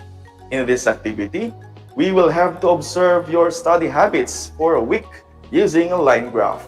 Break a leg, children. Dear parents and guardians, please provide assistance to your children in accomplishing the activities. Your guidance makes a big difference. Again, thank you so much. That's it for today. Great job, everyone. I hope you learned a lot. I'm Sir Daryl Carlo and Di Mayo, your anchor teacher for Mathematics Grade 5 today. Until next time, keep safe and God bless everyone. I would like to thank all the persons behind Project Shine Aral TarlakHenyo.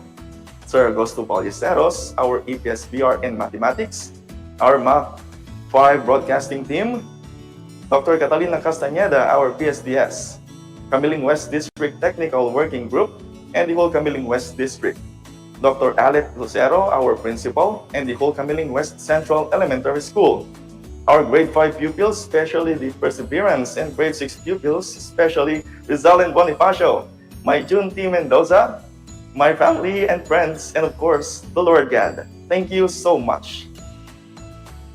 Stay tuned in to Aral TarlakHenyo here on RTV Tarlac Channel 26, simulcast over DZTC Radio Filipino Tarlac. Always remember, you are Matt Talino, and I believe in you.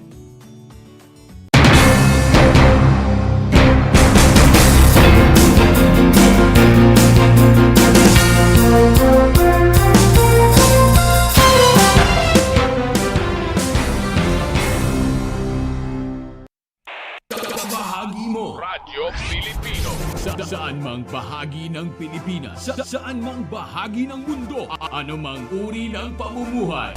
Ito ang Kabahagi Mo Radyo Pilipino, napapakinggan on air and online sa buong mundo sa pamamagitan ng www.radiopilipino.com. Impormasyong may kalidad at serbisyong may halaga, kasama katuwang Kapinoy. Kabahagi Mo Radyo Pilipino. Radyo Pilipino.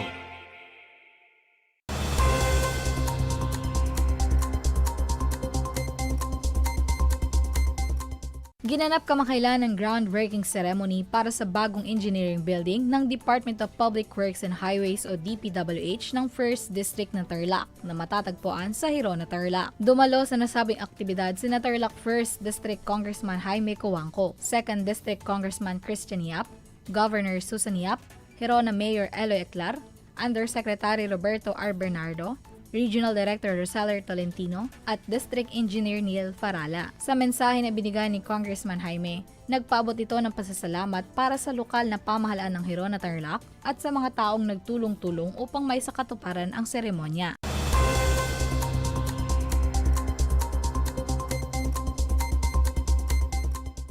Matagumpay na isinagawa kamakailan ang contract signing para sa mga bagong benepisyaryo ng Special Program for the Employment of Students o SPES program ng Department of Labor and Employment o DOLE. Pinangunahan ni Mayor Rex Villagustin ang isinagawang aktibidad kung saan ito'y nilahukan ng mga benepisyaryo mula sa bayan ng Victoria. Ang SPES ay isang programa ng DOLE kung saan binibigyan ng pagkakataon ng mga estudyante na makapagtrabaho tuwing bakasyon nang sa gayon ay magkaroon ng mga ito ng sapat na karanasan at dagdag tulong pinansyal para sa kanilang pag-aaral. Katuwang sa aktibidad ang LGU Victoria, SB members at ang Peso Victoria.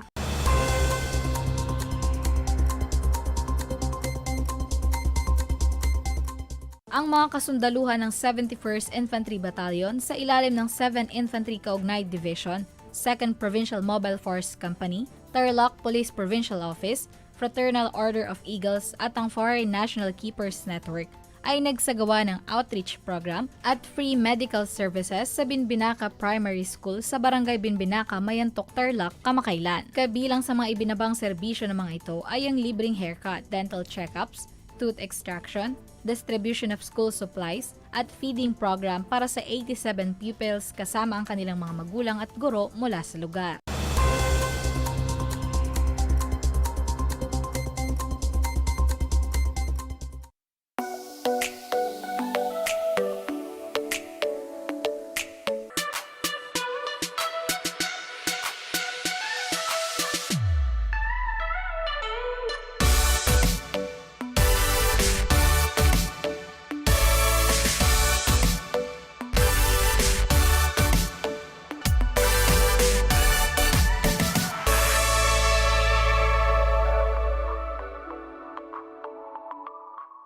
Ang Tagalog ay ang wika ng mga taga-Quezon, Batangas, Bulacan at ng iba pang katutubong nagsasalita nito. Ang Filipino ay ang pambansang wika batay sa tanaghana ng 1987 Constitution.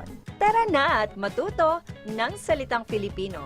Manood at makinig ng Aral TarlakHenyo sa RTV Tarlac, Channel 26 at sa bayang naririnig sa Radyo Pilipino, DZTZ 828 at napapanood din live sa FB page at YouTube channel ng RTV Tarlac, Channel 26. Manood at matuto ng ating mga aralin sa Pilipino. Dito lang yan sa Aral TarlakHenyo. Ako si Ma'am Crystal May Aquino, ang inyong teacher broadcaster sa Filipino.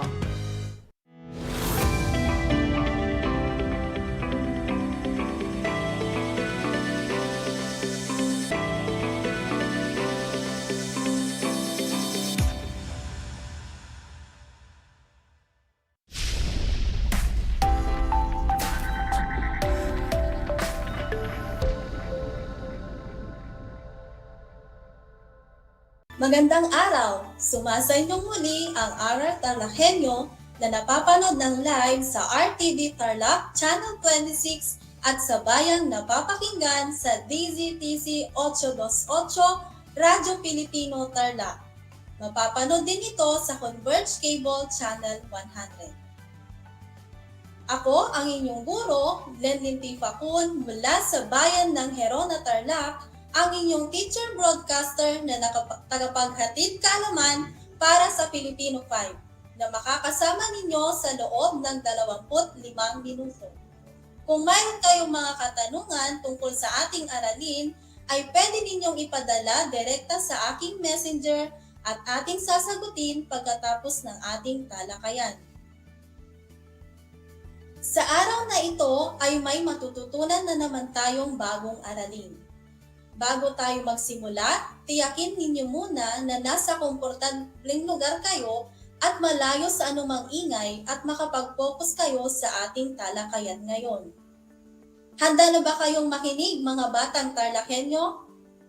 Halina at magsimula na tayo. Kunin na ninyo ang inyong learning activity sheet at magsimula na tayo sa ating aralin. Ang ating aralin sa araw na ito ay tungkol sa paksang paggamit ng wastong pang-angkop sa pakikipagtalastasan.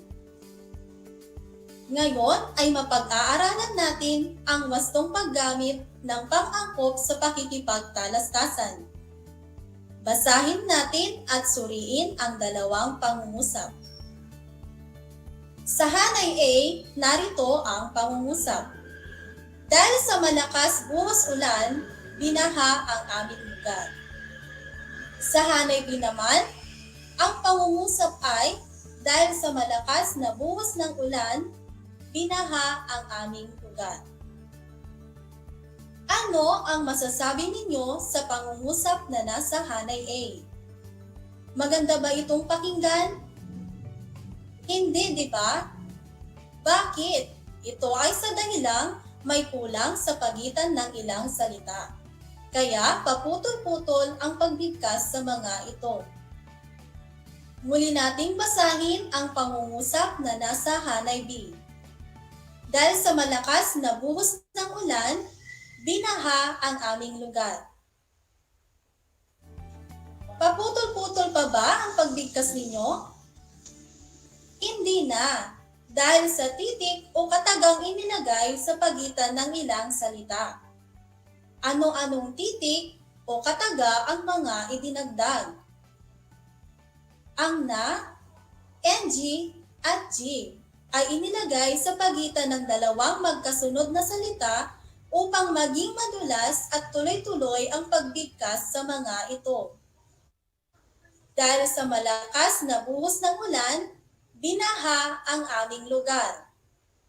Idinagdag ang na, NG at G. Ang na, NG at G ay tinatawag na pang-angkop. Ano ba ang pang-angkop?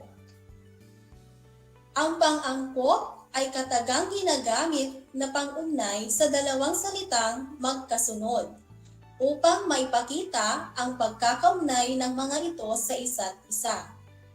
Iniuugnay nito ang mga salita at mga salitang panuring o naglalarawan tulad ng pang-uri at pang-abay.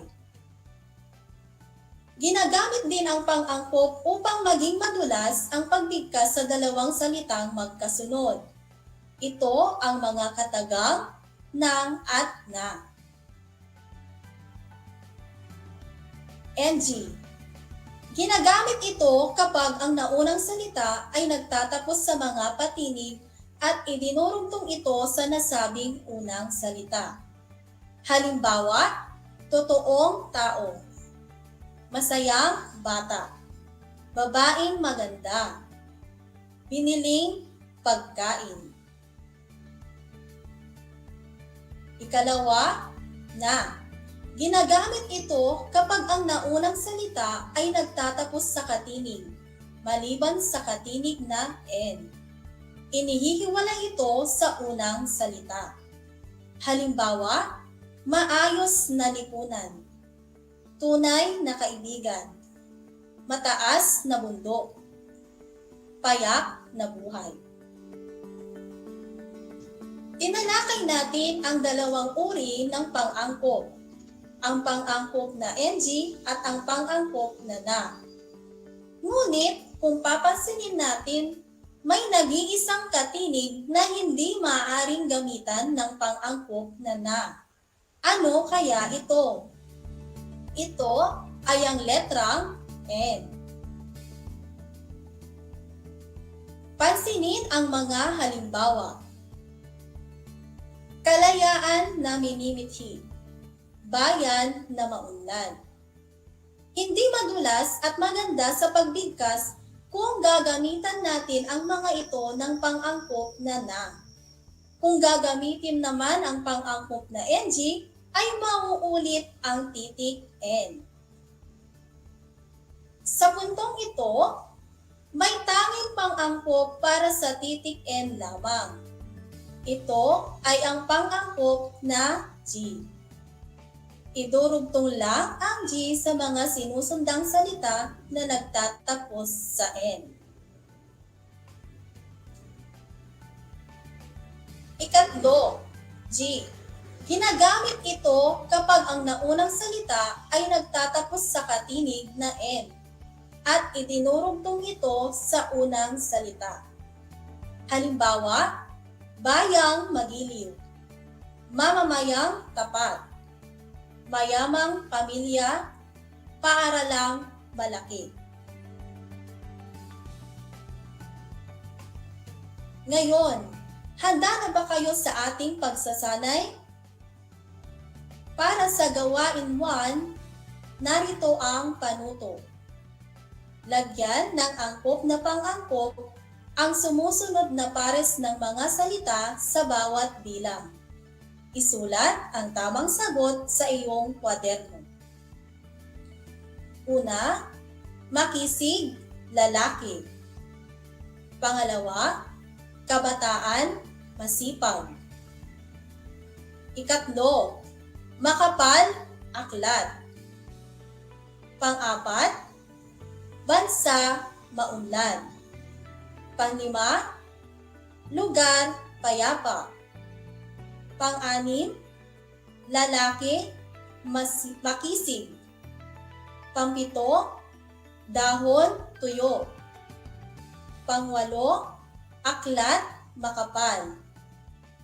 Pang-siyam, dakila, bayani. Pang-sampo, sabon, mabango. Mga bata, mayroon kayong 1 minuto para sagutan ang gawain.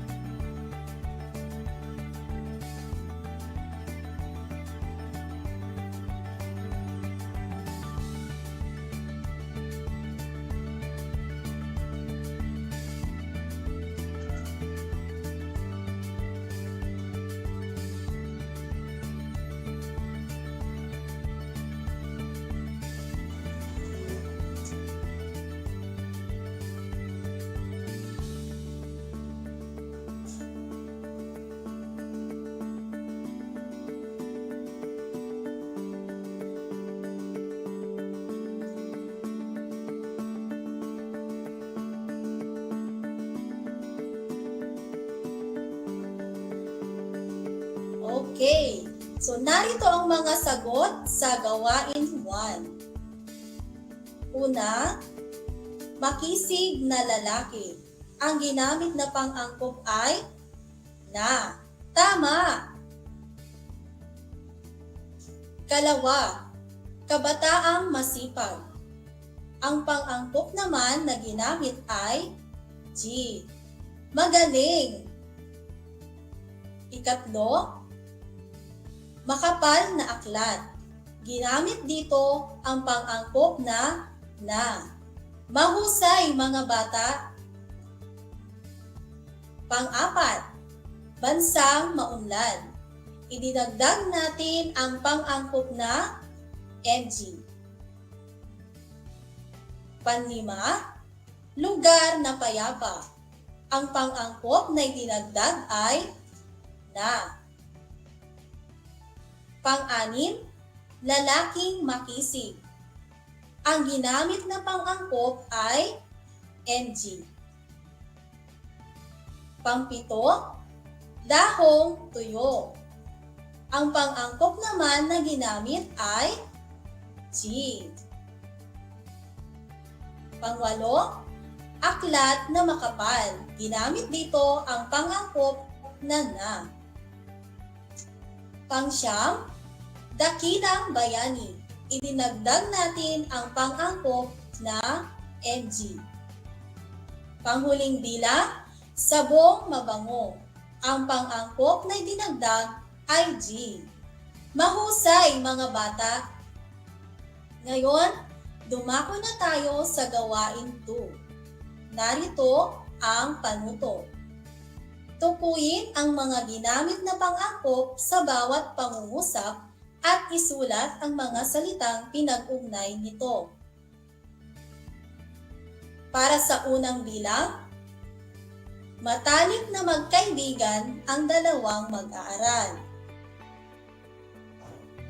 Bibigyan ko kayo ng 10 segundo para masagutan ito.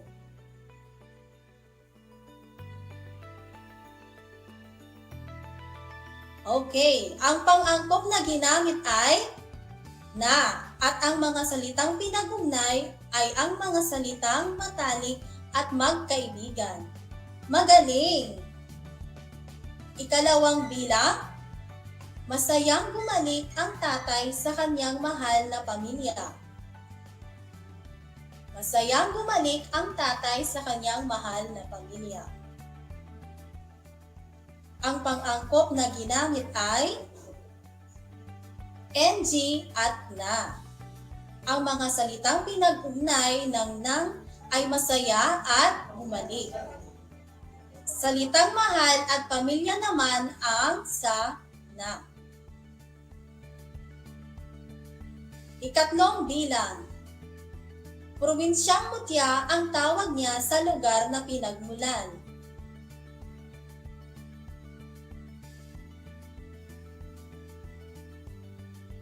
Ang pang-angkop na ginamit ay NG at na. Ang mga pinag-ugnay ng NG ay ang mga salitang probinsya at mutya. Salitang lugar at pinagmulan naman ang pinagdugtong ng pang-angkop na. Para sa ika-4 na bilang, ang babaeng maganda ay bituing marikit para sa kanya. Ang babaeng maganda ay bituing marikit para sa kanya. Ang pang-angkop na ginamit ay NG at G. Ang mga salitang pinag-ugnay ng NG ay babae at maganda. Salitang bituin at marikit naman ang pinagdugtong ng G. Ika-5 bilang. Mahusay na guro ang inilagay sa klaseng maingay. Mahusay na guro ang inilagay sa klaseng maingay. Ang pang-angkop na ginamit ay na at NG. Ang mga salitang pinag-ugnay ng na ay mahusay at guro. Salitang klase at maingay naman ang pinagdugtong ng NG. Magaling mga bata! Ngayon, dumako na tayo sa huling gawain. Gawain 3, panuto, punan ng wastong pang-angkop ang liham na naghihikayat. Barangay Aksayan, Herona, Tarlac, April 1, 2022. Mahal kong Grace, maganda araw sa iyo. Napag-alaman ko sa atin, mga kaklase na gusto mo raw huminto sa pag-aaral ngayon panahon pandemya. Ako ay nalungkot nang malaman ko ang balita. Iyan. Nakapanghihinayang kung ikaw ay hihinto sa pag-aaral ngayon taon. Sana naman magbago pa ang iyong isip at hindi matuloy ang balak mo paghinto sa pag-aaral. Ang iyong kaklase, Heidi. Mga bata, mayroon kayong 1 minuto para masagutan ang gawain.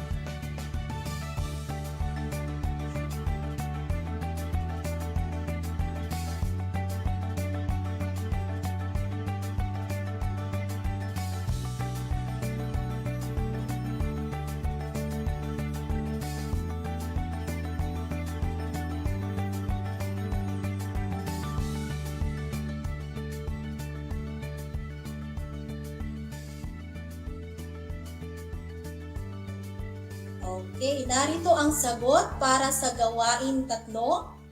Barangay Aksayan, Herona, Tarlac, April 1, 2022. Mahal kong Grace, magandang araw sa iyo. Napag-alaman ko sa ating mga kaklase na gusto mong huminto sa pag-aaral ngayong panahon ng pandemya. Ako ay nalungkot nang malaman ko ang balitang iyan. Nakapanghihinayang kung ikaw ay hihinto sa pag-aaral ngayong taon. Sana naman magbago pa ang iyong isip at hindi na matuloy ang balak mong paghinto sa pag-aaral. Ang iyong kaklase, Heidi. Mahusay! Binabati ko kayo. Sana ay may natutunan kayong bagong kaalaman at karunungan na inyong magagamit sa marami pang taon ng inyong pag-aaral. Patuloy lamang kayong makinig sa Aral TarlakHenyo na napapanood ng live sa RTV Tarlac Channel 26 at sa DZTC 828 Radyo Pilipino Tarlac. Mapapanood din ito sa Converge Cable Channel 100. Muli, magandang araw! Ako ang inyong guro, Lenlin P. Facun, ang inyong teacher broadcaster sa Filipino 5, na tagapaghatid ng kaalaman sa inyong lahat. Laging tandaan, mag-aral ng mabuti, ito ang susi natin tungo sa isang magandang bukas. Paalam!